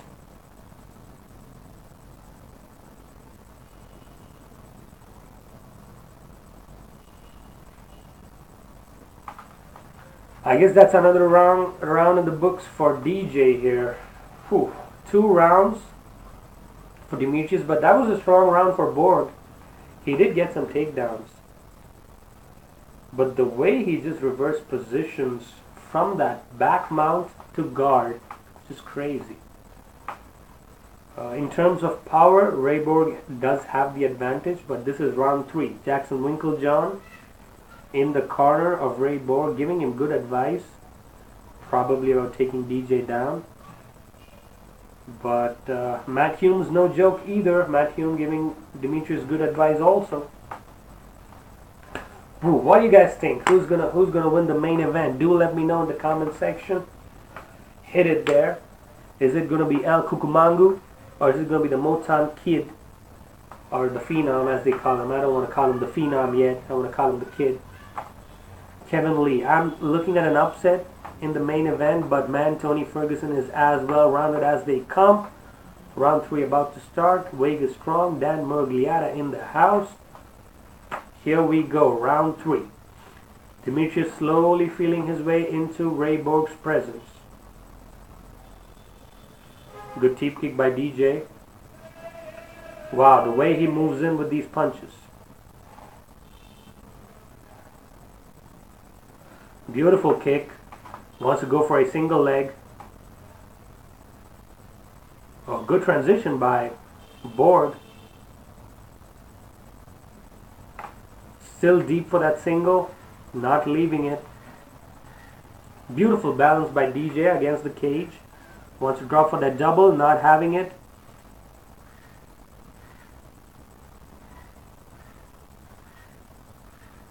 Demetrious Johnson not spending a lot of energy here. Transitions by Johnson are on point today. Moves into north-south. Dominant position for Demetrious Johnson here. Borg wants to go for a double. Not having it. Immediately moves to side control. Not good for Borg. Not good. Again, bad positioning by Borg. Same mistake as the previous round. Against the cage, you cannot give side control. Not a good position to have. And Demetrious is so desperate for that Americana or Kimura today. He's really desperate for it. Yes, punches and bunches by DJ. Elbows by DJ from top, side control still maintained. Lee with the upset, yes. Finally somebody agrees with me. Borg really getting tired here by the superior controlling of DJ. This just shows us how good Demetrious Johnson's evolution is. Beautiful knees to the body, yes. Focusing on the body here. Borg is feeling it. Multiple knees. Multiple knees. Elbows. Kickboxing 101 as always for Demetrious. But today he has shown that he can wrestle with some of the best. I know Ray Borg is not the best, but still a young up-and-coming fighter who had the heart and will to probably succeed here. Definitely great performance by DJ till now. But as they say, it ain't over till it's over. Ray Borg still has a chance even though it's round 3. Beautiful elbows. Wants to go to side control. Should not get caught with an armbar. Up kick. Does not connect for Ray Borg. Back to guard. Back to guard again. Whew. Man, what a great exhibition of technical wrestling, guard passing, and kickboxing displayed by Demetrious Johnson. Do leave a like in case you appreciate the play-by-play, and maybe subscribe to the channel while you're here. Dana White is here. Come on, Lee. Come on. Okay. I don't got no links right now, but I can tell you some channels after this round. If you got cable, those channels will probably help you. But if you got no cable, I'm watching this on cable right now because I don't want to spend money on buying pay-per-views. Okay, he's going for that Kimura again, Demetrious Johnson. Mount for DJ, not looking good for Borg. Gives up the back, not good again. Want to go for the rear naked maybe. Ray Borg still fighting, even though it's round 3. So as soon as this round finishes, I will tell you some cable channels where you can watch this fight for free and live. The one which I'm watching right now is called Sony ESPN. Dana White, would really appreciate if you could leave a like or sub to the channel. 40 seconds remaining. Demetrious' awareness in transitions is just superior. He's just 1 second faster than all of these guys in the flyweight division. Again, bad positioning by Borg against the cage, but he's still surviving. But surviving is not enough against DJ.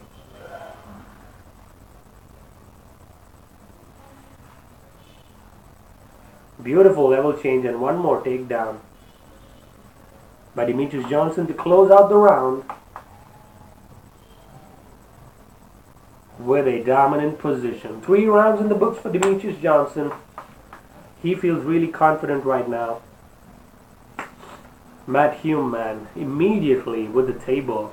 Such a dedicated coach. I love to see such coaches, man. Great stuff. Okay, so let me give you some channels.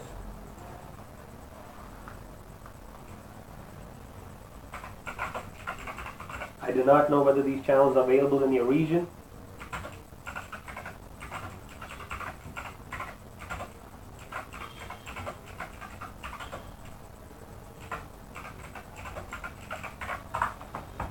These are some channels which you can watch the fights on. Dana White. So you could definitely go check them out. If you could tell me which region you're joining us from, I could give you relevant information. So if you could tell me whether you're from America or Brazil or Australia, I could give you better information. Round 4, championship rounds. This is where Demetrious said he would finish the fight, and I really feel it is time for Demetrious to pour the pace on. Good teep kick by Borg. Good level change. Beautiful takedown by Ray Borg.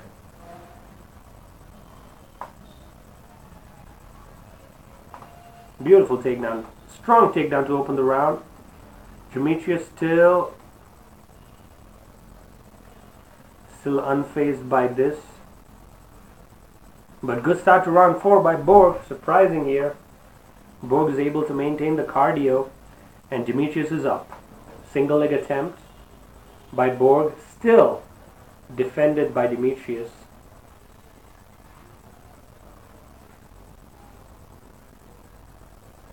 Man, Borg should not leave these positions open so easy. I want him to work for this, man. He just crumples under some pressure. I do not like this from a contender. I mean, whether he's young or old, he cannot leave these positions open. But maybe Demetrious is just so good. Moves on to half guard once more. Beautiful transitions, man. Just the wrestling transitions in this fight itself are worth taking note of. He could teach a class, Demetrious Johnson. I'm not hugging him too much today, but I'm impressed with his performance, as GSP would say. Okay, so BT Sport would definitely be streaming the fight, brother. Dana White. So BD Sport 1, 2, 3, 4, there are multiple channels. Do check those channels out if you have cable TV. Or they would be available for free, most probably. Demetrious moving into side control as we speak. He wants that Americana very badly, doesn't he? Beautiful knee on the break. And I think Ray Borg is also learning what it feels like to fight at such a high level against a guy like Demetrious Johnson. The constant pressure, the constant transitional awareness, the way he gets these combinations off. I would have loved to see some more combinations from Demetrious on the feet, but everybody said Ray Borg would take him down. He did take him down. Oh, immediately takes his back. Oh, high kick from the back. Who saw that coming? Ray Borg wants to copy him, but Demetrious is like, no son, I'm the teacher here. You're the student. Watch me. 125 strikes for Johnson compared to just 11 for Ray Borg. Yeah, I tried that once, Dana White, but the real Dana White got a copyright strike on my channel. So because of that reason, I could not get any content up. So I already have got one copyright strike on my channel. And if I get one more, all the hard work from 1 year would be of no use at all. So I'm not taking any risks today. So maybe next event, if you could join us. I did promise all the listeners I would be giving you new content, new perspective starting next UFC 217. And I would keep that promise for sure as Demetrious moves into side control once again, following a takedown. 1 minute, 15 seconds remaining if you want to sync this up. Amazing control. Oh, beautiful, beautiful movement from the cage. He just pulled him out. So maybe I would try it from a different camera angle next time, Dana White, but today's event is a little too important. Las Vegas strong, right? So I don't want to get into too much trouble today. So I hope you understand, and I hope you stick around with the channel, and maybe leave a subscription. Would really appreciate it. Once again, fighting for positional dominance from side control. Demetrious wants to go for that armbar, did not have it. Ray Borg escapes from bottom, goes to top.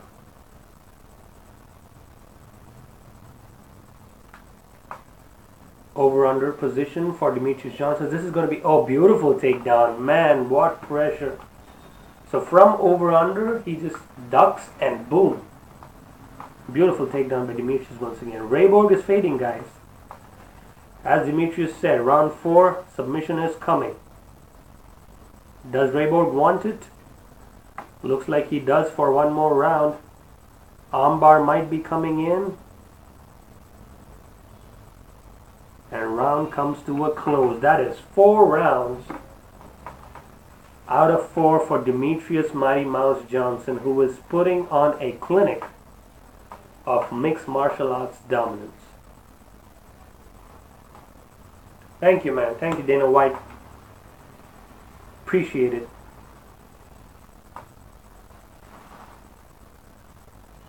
Some of the stuff which he's throwing today, like the transition he had when Ray Borg got his back and the way he converted it into guard, that was exceptional. The way he got a high kick from back position, exceptional. And the most recent one, the takedowns from over under, having an inferior position. Ray was over, Borg was under, and he just twisted it and converted this into a takedown. Demetrious Johnson's wife, Destiny Johnson, watching from the sidelines as we speak. Man, what a exhibition of awareness and transitions today by Demetrious Johnson. Everybody thought, including me, that he would kickbox with Ray Borg. That is where I felt he had the awareness. But Ray Borg's going to go for broke here. And Demetrious knows this. Beautiful takedown once again. As he was coming for a high kick, Demetrious immediately transitions into a beautiful double leg takedown. And once again, into side control. That has been the story of today. Takedowns and side control dominance by Demetrious. I really do feel he can go for an armbar rather than a kimura, because I mean he's really desperate to get that kimura today for some reason. But I don't know, maybe they drilled it during camp.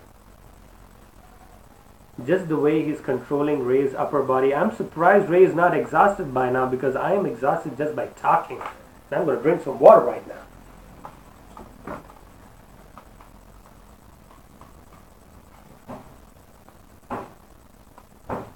Rayborg's still in it.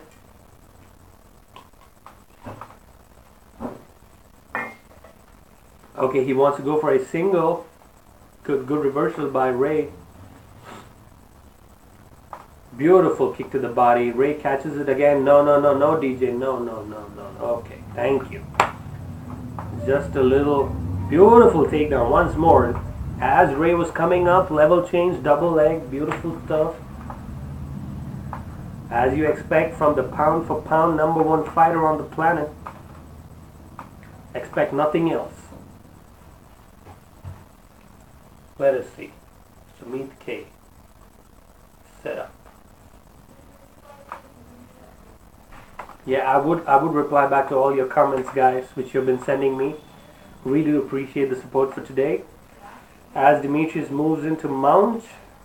Okay, not good for Ray. Not good for Ray Borg. Trying to give up his back before getting out of any difficulties. Ray has to be careful here.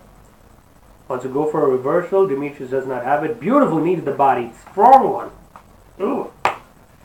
Ray Borg is having that look of defeat is on his face, guys. And I don't like it. And the way Demetrious has been manhandling him in the last few minutes, it's really showing that he has learned a lot today, but he will definitely learn from it and come back stronger. And I really did not expect Ray to last so long with Demetrious Johnson. But hey, Demetrious played it safe today. Got into wrestling, tried to test out his transitions, and Ray survived. Looks like it. 2 minutes remaining in the fight.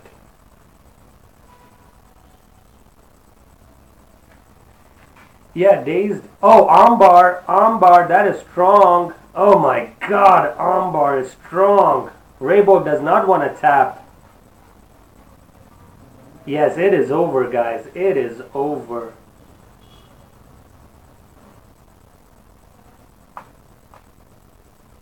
That is what greatness is all about, people. That is what it's all about. It's all about this 11th title defense. My goodness, Demetrious Johnson, I've never seen him so pumped up. He got the armbar, I'm telling you.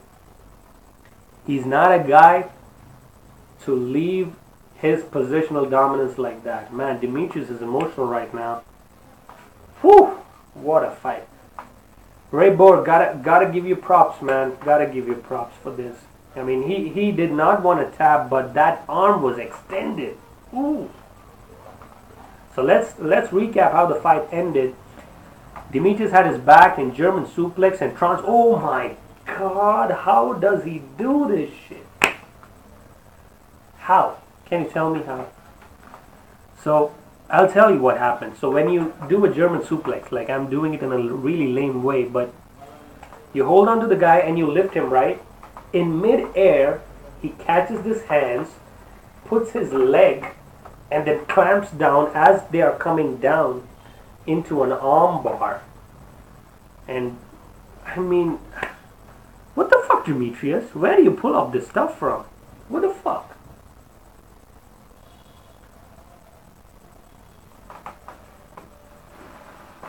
So you go for a German suplex, and then while in mid-air, he just leaves the suplex, so the guy comes down, and he puts his leg up and clamps down on that arm bar. It was pretty tight. Raybo could have tapped. I could see the pain in his face. But he hung on. He hung on for it. Ray Borg, game enough. But that arm was extended, man.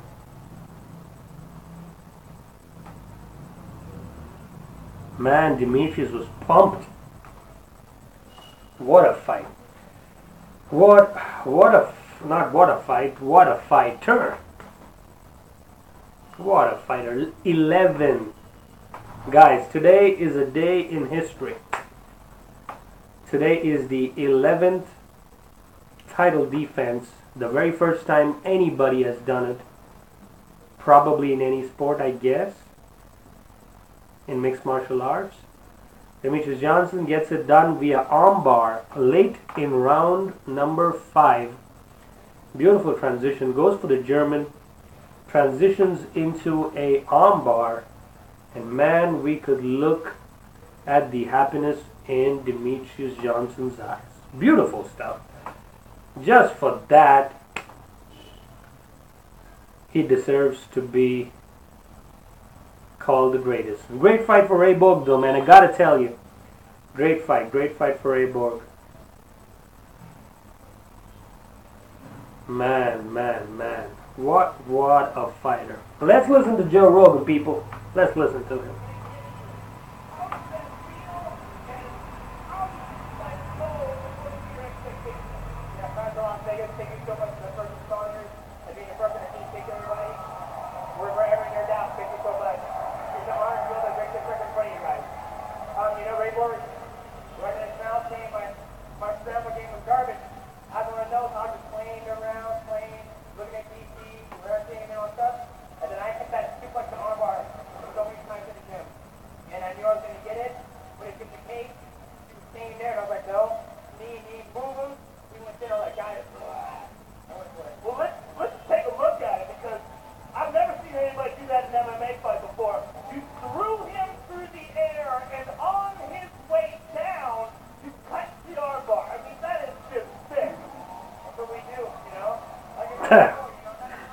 Okay, I hope you listen to that. And if Joe Rogan says that's sick, that better be sick, guys. The way he landed that armbar, right from the suplex, midway in the suplex, transitions into an armbar and gets the job done. Man, this nigga good. I'm telling you, this nigga is the best. Most finishes in UFC championship fights is still held by Anderson Silva because he's got 9 finishes. Matt Hughes has got 8.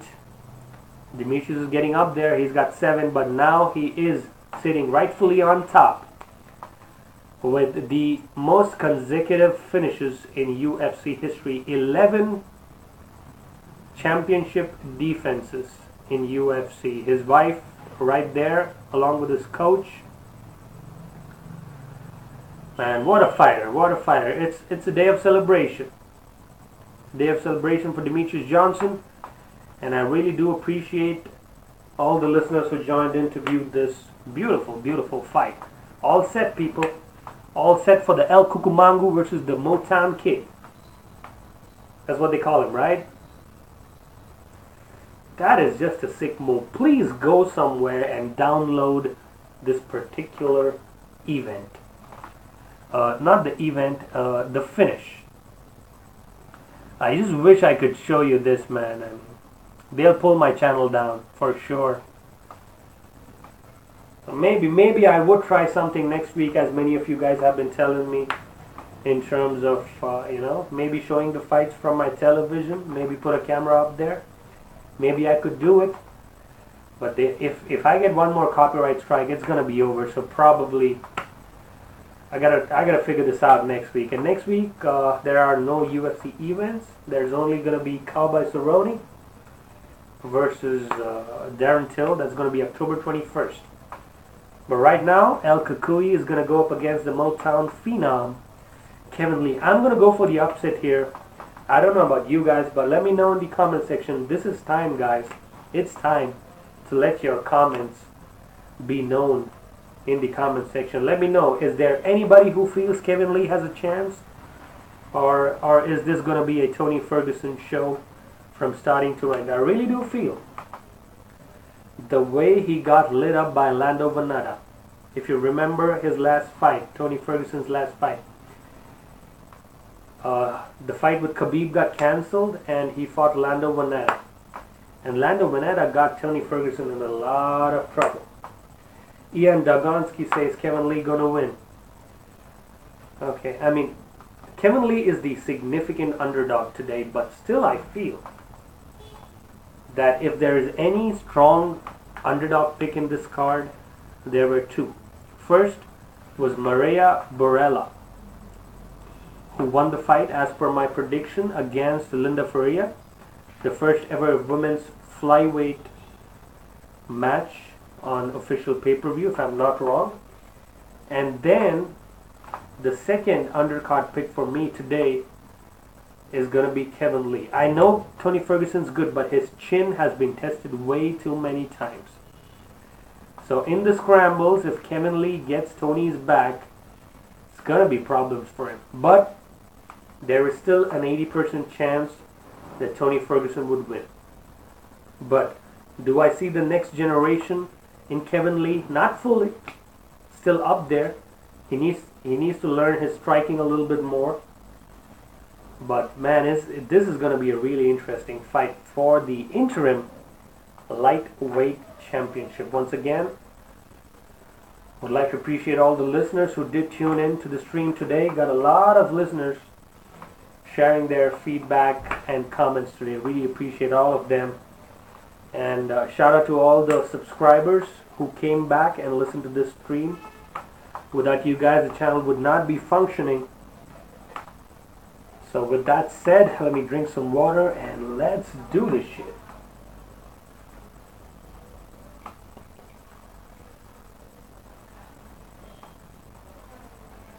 Okay, so Dave believes that Tony will outclass Lee and KO him in round 2.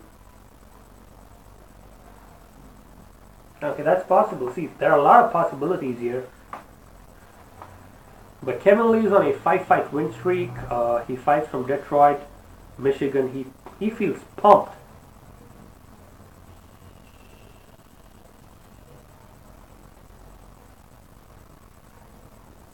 He's feeling it, man. He's feeling it. Las Vegas strong. Man, he got some niggas in his house. I mean, I don't mean to use that word disrespectfully, man. He's got some people from the hood in his coaching staff. His striking coach looks dangerous as fuck. If you look at his striking coach, he's like Francis Ngannou with longer dreads. It's crazy. So we got a split crowd right now. 2 people saying Kevin Lee, one of them saying Tony Ferguson. My brain says Tony, but my heart says Kevin, man. 5-fight win streak. Most UFC lightweight wins in 2014. For Kevin Lee, he is feeling it. He is pumped. I just hope he does not do any mistakes with this adrenaline, man. That's all I hope, because some silly mistakes have happened from fighters before this. If there is anybody who could fight Tony in terms of cardio, there are only 2 people. So I'm gonna go for Lee. Okay, Ian Dagonski says Lee gonna win. Yeah, there are only 2 people who can give cardio matchups to Tony Ferguson. So that's gonna be Kevin Lee and probably the best lightweight fighter in the planet, Khabib Nurmagomedov, but he just can't seem to make any weight. Now we're just waiting for him from a really long time. So let's just hope that Khabib comes back, learns to stop eating tiramisu on Tuesdays, because that guy just fucks up tiramisus, man. He's the tiramisu king. And probably he comes back, maybe takes a fight with one of these 2 guys, whoever wins. And then by that time we would have figured out Nate Diaz versus Conor McGregor. So I'll tell you how the lightweight division is going to play out. Mark these words, people. October 7, 2017 is going to be the prediction for the future of the lightweight division. Whoever wins this fight will be facing Khabib Nurmagomedov next. And Conor McGregor is going to face Nate Diaz. Whoever's going to win that fight, and in my opinion that's going to be Conor McGregor, Then they will set up the winner of McGregor-Diaz against the winner of Khabib and today's fight.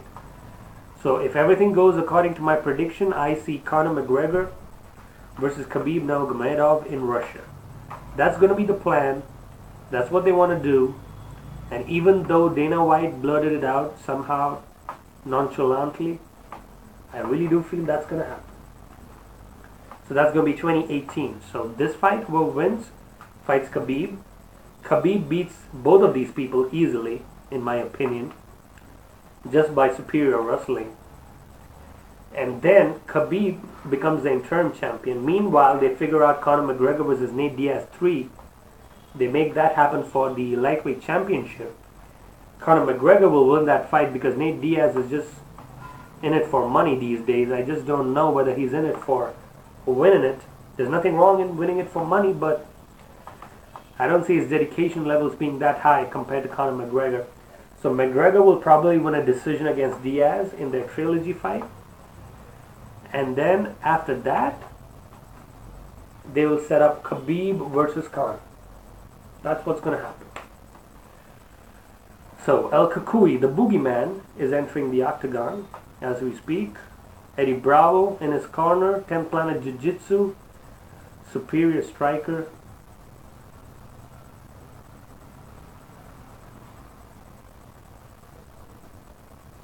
So they have this patented handshake.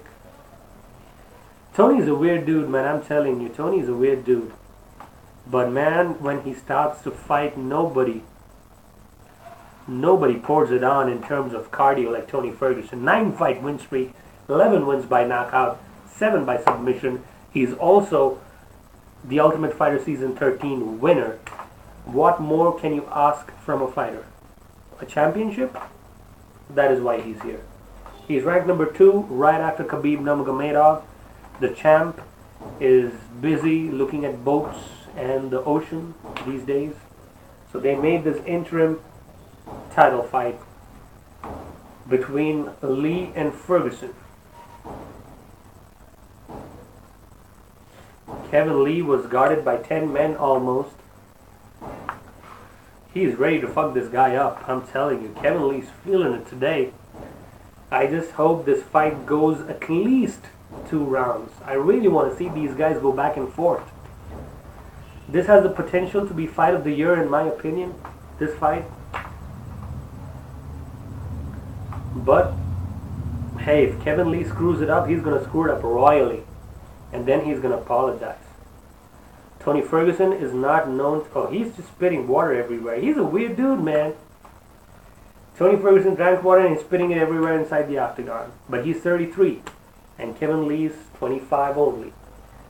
Ferguson will have a 2-inch height advantage, but Lee will have a half an inch reach advantage.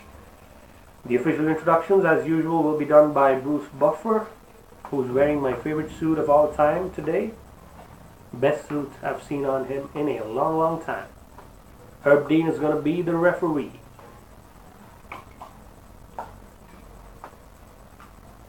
I just feel that this is going to be a good fight. This is going to be a good fight. I just have a feeling. Kevin Lee's coach gives me the goosebumps, man. I'm telling you, you gotta search for this guy on Facebook or shit. Oh no, don't tell me. Chris Lee and Derek Cleary are gonna be the judges. Okay, so if this goes to decision, don't expect too much fairness here, because this is gonna be all over the place. I don't believe in these judges. These same people screwed up the first fight, Beneil Dariush versus Evan Dunham, which was declared as a majority draw. So it's fucked up, I'm telling you.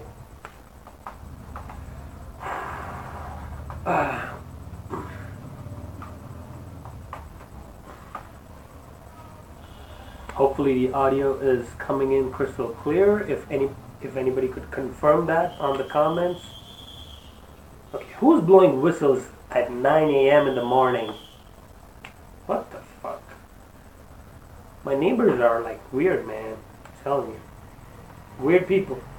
Just like Tony El Cucuy Ferguson.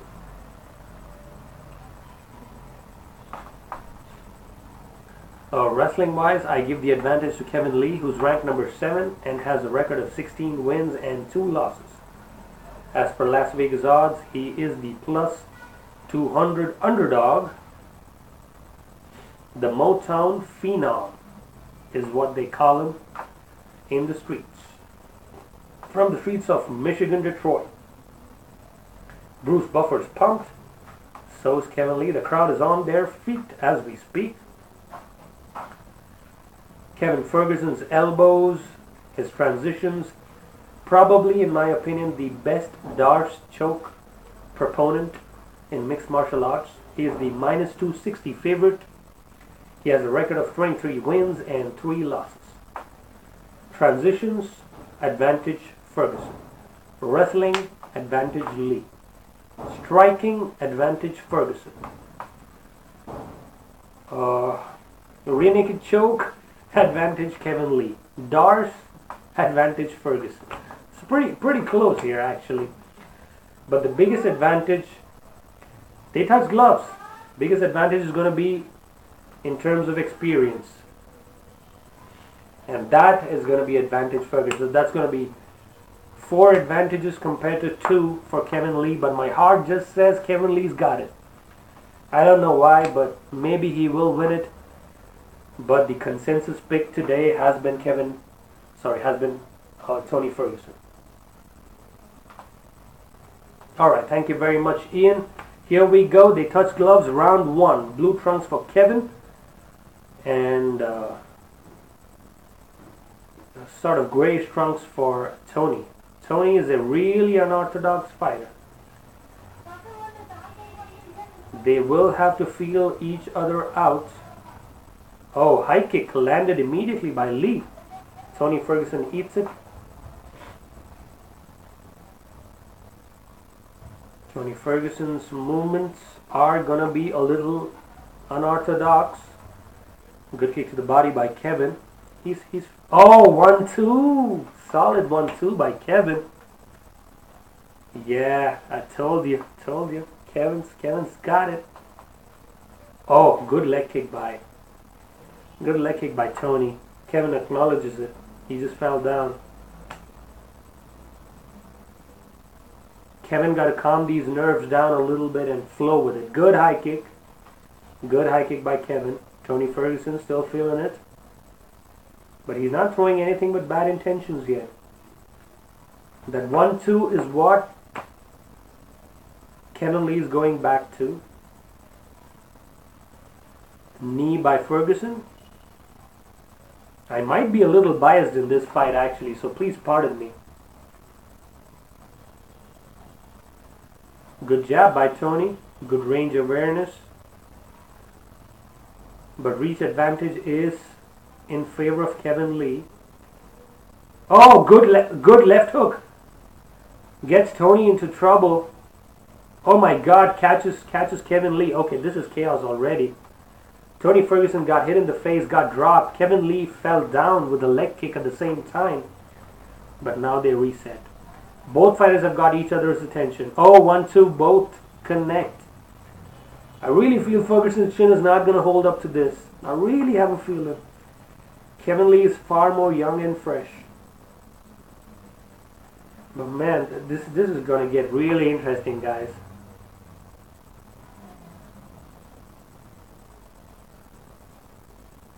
He's going to chew up the leg. That's what Tony Ferguson is saying to him. Good jab by Tony. Kevin Lee, though, that adrenaline is still not dropping. It's really, really close round, guys. Really close round. Oh, beautiful takedown by Kevin.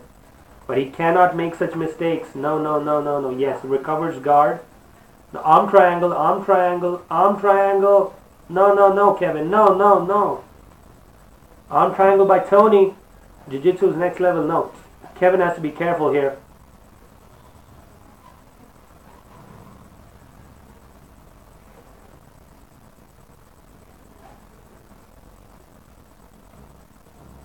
Okay, Tony Ferguson switching it up into an arm bar.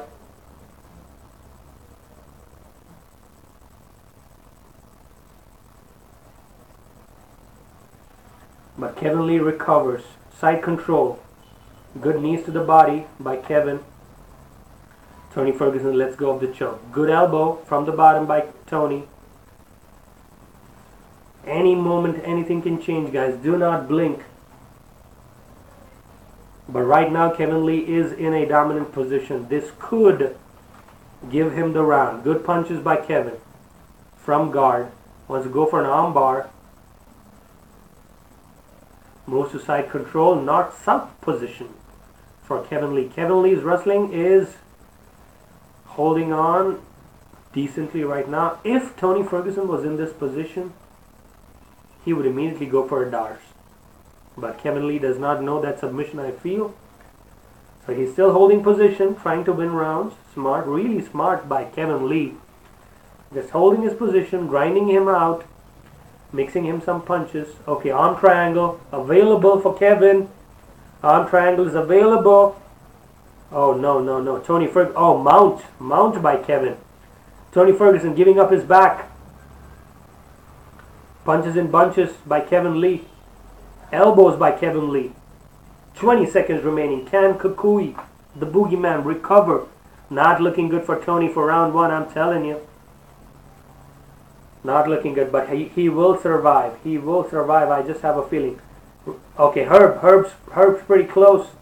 10 seconds remaining. I don't think they're going to stop this fight, are they? And the fight comes to an end. Okay, Kevin Lee is just taunting him. Kevin Lee is in his face. And that is one round in the books for the Motown phenom. Told you, Tony is not ready for this next gen shit. Okay, I'm just hyping him up, but seriously, that was a pretty close round till the wrestling of Kevin Lee came into the picture. Leg kicks were working for Tony early, so that right hook caught Tony. And the way he just scrambled from that top position, Tony Ferguson was in a lot of trouble. He got mount, he got a lot of ground and pound, and he even punched him after the bell rang. Kevin Lee is gonna be giving no fucks, just like us, for this fight.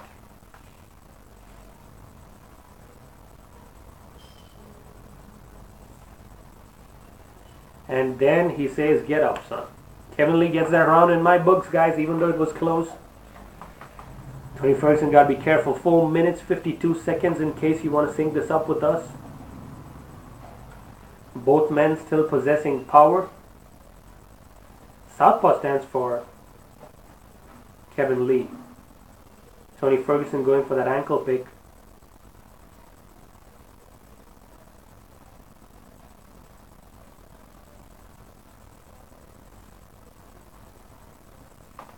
Not a lot of action early in round one.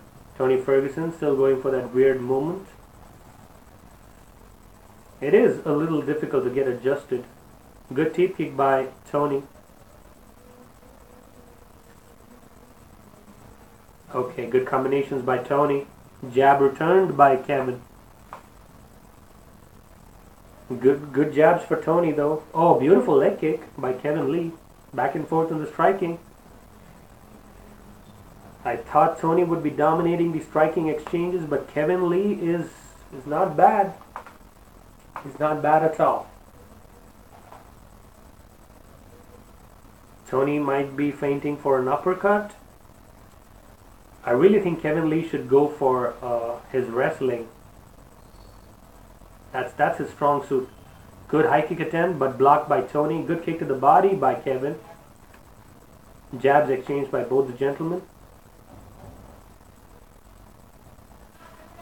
Oh, beautiful sprawl by Tony. Kevin Lee acknowledges it. Good kick to the body once more by Kevin. A leg kick by Tony. Jabs connecting for Tony again. Slowly, Tony picking up the pace. Kevin has to end this in 3 rounds. He cannot go championship rounds with Tony. His cardio is next level. Should be careful in managing his pace. 1-2 by Tony. Does not connect cleanly.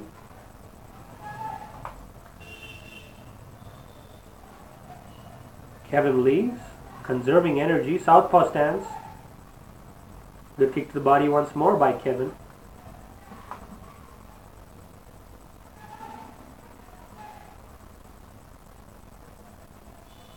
Oh, good uppercut by Tony. Got the connection there. 2 minutes 22. Tony is making him miss a lot more in this round, which is good.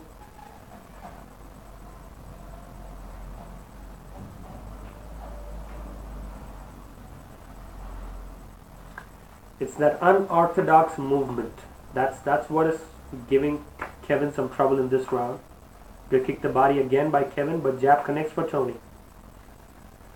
This is a much... Oh, good connection by Kevin. Over the top. Not a clean connection, but good enough. Got the attention of Tony Ferguson. I'm just worried about the durability of that chin.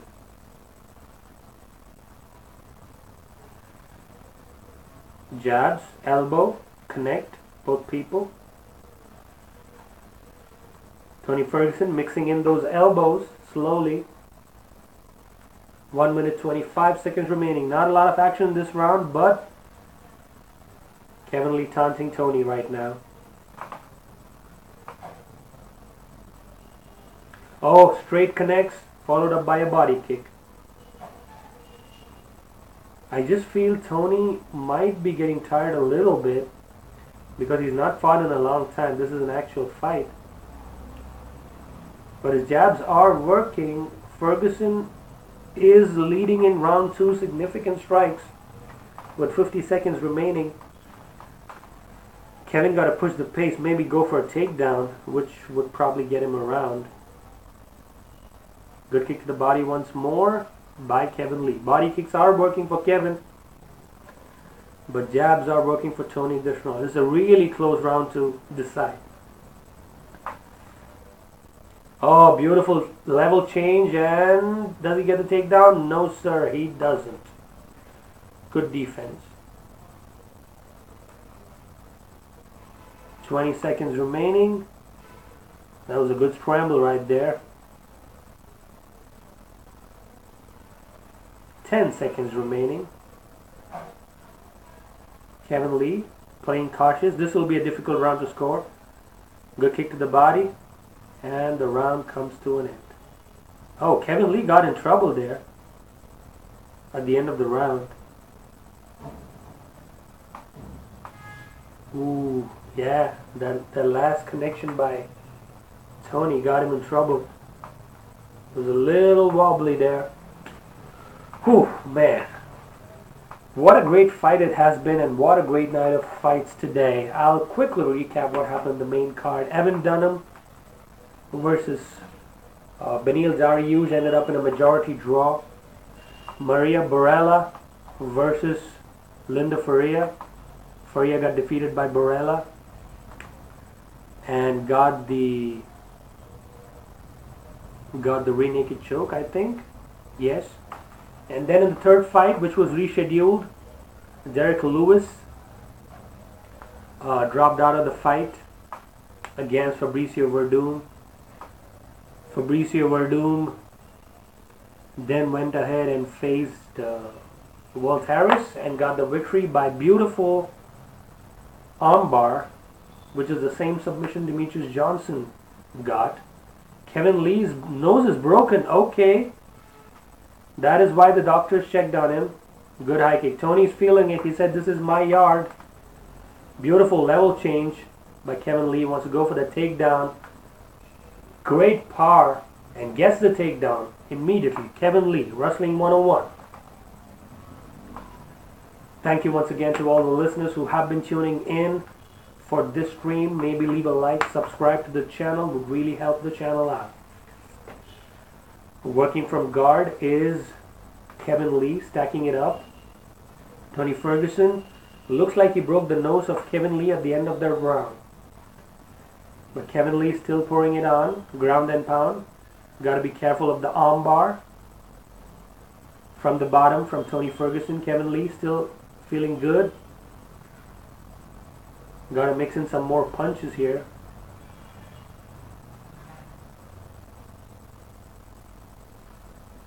But the power Kevin Lee possesses even in round 3 is quite significant, guys. I did not expect him to be having so much power. Tony Ferguson. Jabs exchanged by both men. 3 minutes 30 seconds remaining. Kevin Lee should go for the takedowns, preferably, because I feel his nose is broken. Good high kick blocked by Kevin. Tony Ferguson says, bring it, son. Jabs connecting for Tony all day.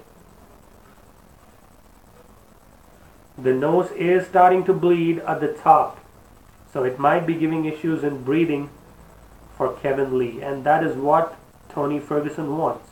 Kevin Lee, not a good position to be against Tony, against the back of the cage. Round 3, that is correct, sir. 42% advancing for Tony Ferguson. Third round out of a possible 5, I would probably give 1 round each to each guy. I really think Kevin Ferguson has got some issues in breathing right now, because good kick to the body though by Kevin. His nose seems to be in trouble. Good level change, and another double leg takedown by Kevin Lee.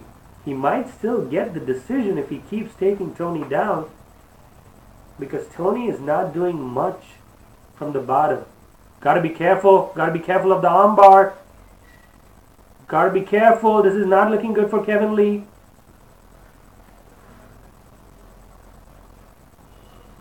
Good recovery by Kevin. Beautiful recovery by Kevin. Arm triangle, gotta be careful. Kevin Lee's somehow still in it.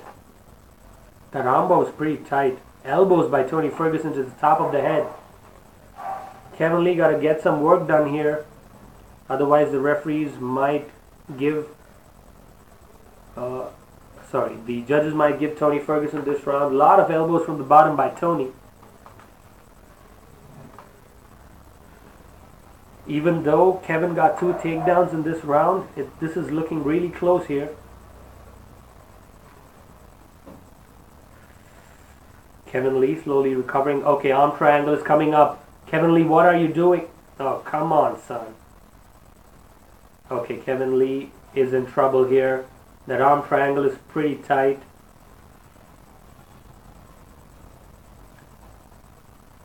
That arm triangle is really tight. Kevin Lee might go out.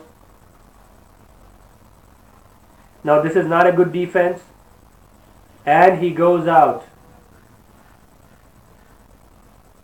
And Tony Ferguson chokes out Kevin Lee.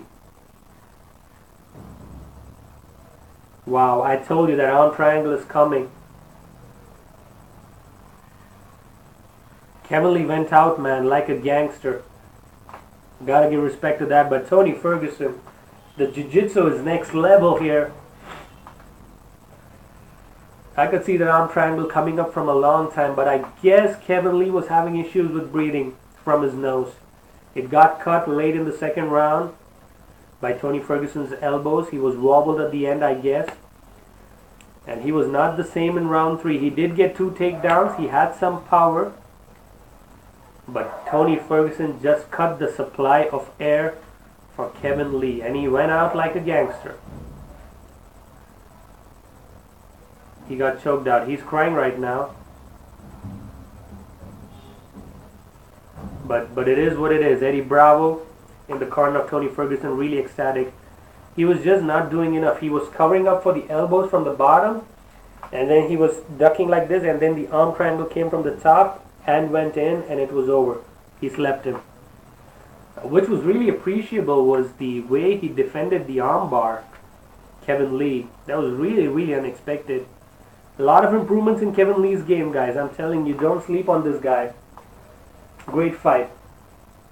Great fight. Dar Foggy, thank you very much. NYPD, thank you very much. Sumit K, once again, thank you very much. Great fight. Thank you to all the listeners who joined into the stream. Tony just slept him, man. Slept him. Yes, he tapped. No. He tapped. Yes. I mean, he went out almost. He tapped and then he just rolled over. So good stoppage by Herb Dean, though, recognizing the fact the tap was under the lower half. Kevin Lee, though, devastated by the defeat. But man, it is what it is. We got a new interim champion, Tony Ferguson. I know it feels disgusting for Kevin Lee, but man, what a show of respect by both these gentlemen. And Sumit K, I would, yeah, thank you very much. Gregory Jones, gotta feel sad for Kevin Lee, man. He's really angry on himself, but man, these submissions are available from certain angles, and Tony Ferguson is a master in jiu-jitsu. He's trained by Eddie Bravo of all people. What do you expect? The new interim lightweight champion, Tony Ferguson. If this does not set up Khabib versus Tony, I don't know what does. Khabib Nurmagomedov, get your shit together. I'm waiting for you, is what Tony Ferguson should be saying right now. But man,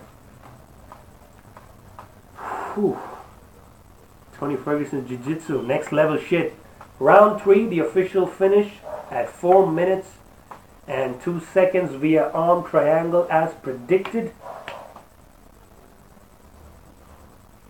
Yes, Sumit K, I do recognize the fact that Tony is a much more superior fighter. But let's be clear here. If Tony was 2-time wrestling champ in college, who got the more takedowns today? It was Kevin Lee. Kevin Lee's wrestling has improved significantly from college. Let's be all aware of the fact. I know Tony did not want to get taken down. So don't tell me that Tony wanted to get taken down, so he allowed Kevin Lee to take him down. No, 3 takedowns in round 3. The only mistake was the elbows he took from the bottom, and the way he defended his arm was not correct. You cannot crumple from guard. It's basic jiu-jitsu. And if you do this, punches will come, elbows will come, and then the leg will wrap from the top, and it's going to be over. Demetrious wanted that Kimura really badly, but he ended up being the 11th defense for Demetrious Johnson today.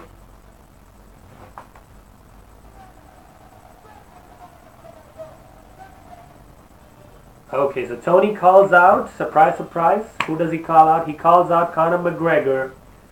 Tony El Cucuy Ferguson, baby, is in the house.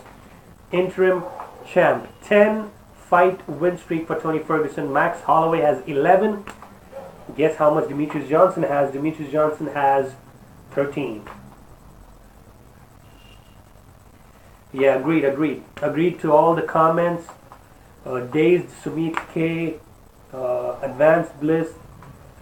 Tony Ferguson wins it. So let me wrap it up quickly with a closing comment, giving you a summary of all the fights. Kevin Lee's devastated though. He's doing the post-fight interview.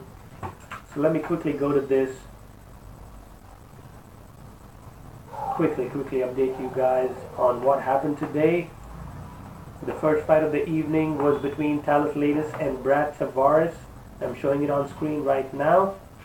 And Brad Tavares gets a unanimous decision. Then we had John Moraga winning against Magomed Bibulatov.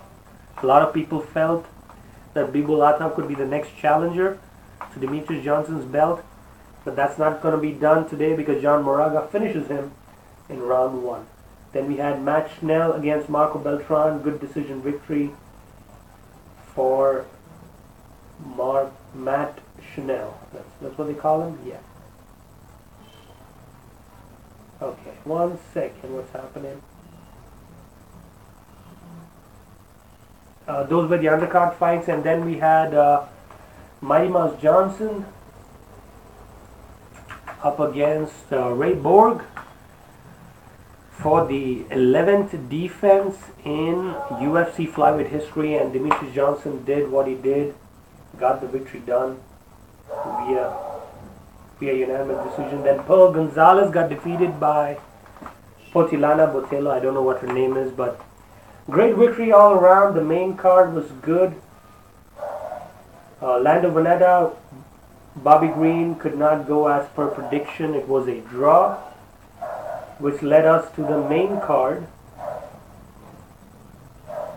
which featured Beneil Dariush and Evan Dunham. One more majority draw in the books today. So Evan Dunham got a favorable decision in Las Vegas. Tony Ferguson is dancing in the meanwhile. Then we had the second fight, Borella versus Faria. Borella getting the victory via rear naked choke. Fabricio Verdum went up against Walt Harris. Walt Harris got taken down early in the fight and then got submitted by Fabricio Verdum via a beautiful arm bar. Great wrestling by Fabricio today, and really expect him to do great things in the heavyweight division. Who do I want the next title shot to be? I would want Stipe Miocic against Cain Velasquez. That's going to be my expectation from the heavyweight division. UFC 217 is nearing us as we speak. George St. Pierre versus Michael Bisping. That's going to be a really interesting fight. Demetrious Johnson, 11 title defense via armbar from suplex. The first time I've ever seen anybody pull that move off. You should go check that out. I'll probably put that replay on my channel. Do check the channel out. Do subscribe, and it's going to be a wrap. I'm going to peace out for today, and I will be doing the fights on October 21st against Donald Cowboy Cerrone and Darren Till. That's going to be UFC Fight Night, Cerrone versus Till. So stay tuned to that, and do subscribe to the channel, leave a like, and I'm going to peace out. Thank you. Fist bump, and Squad Fam out.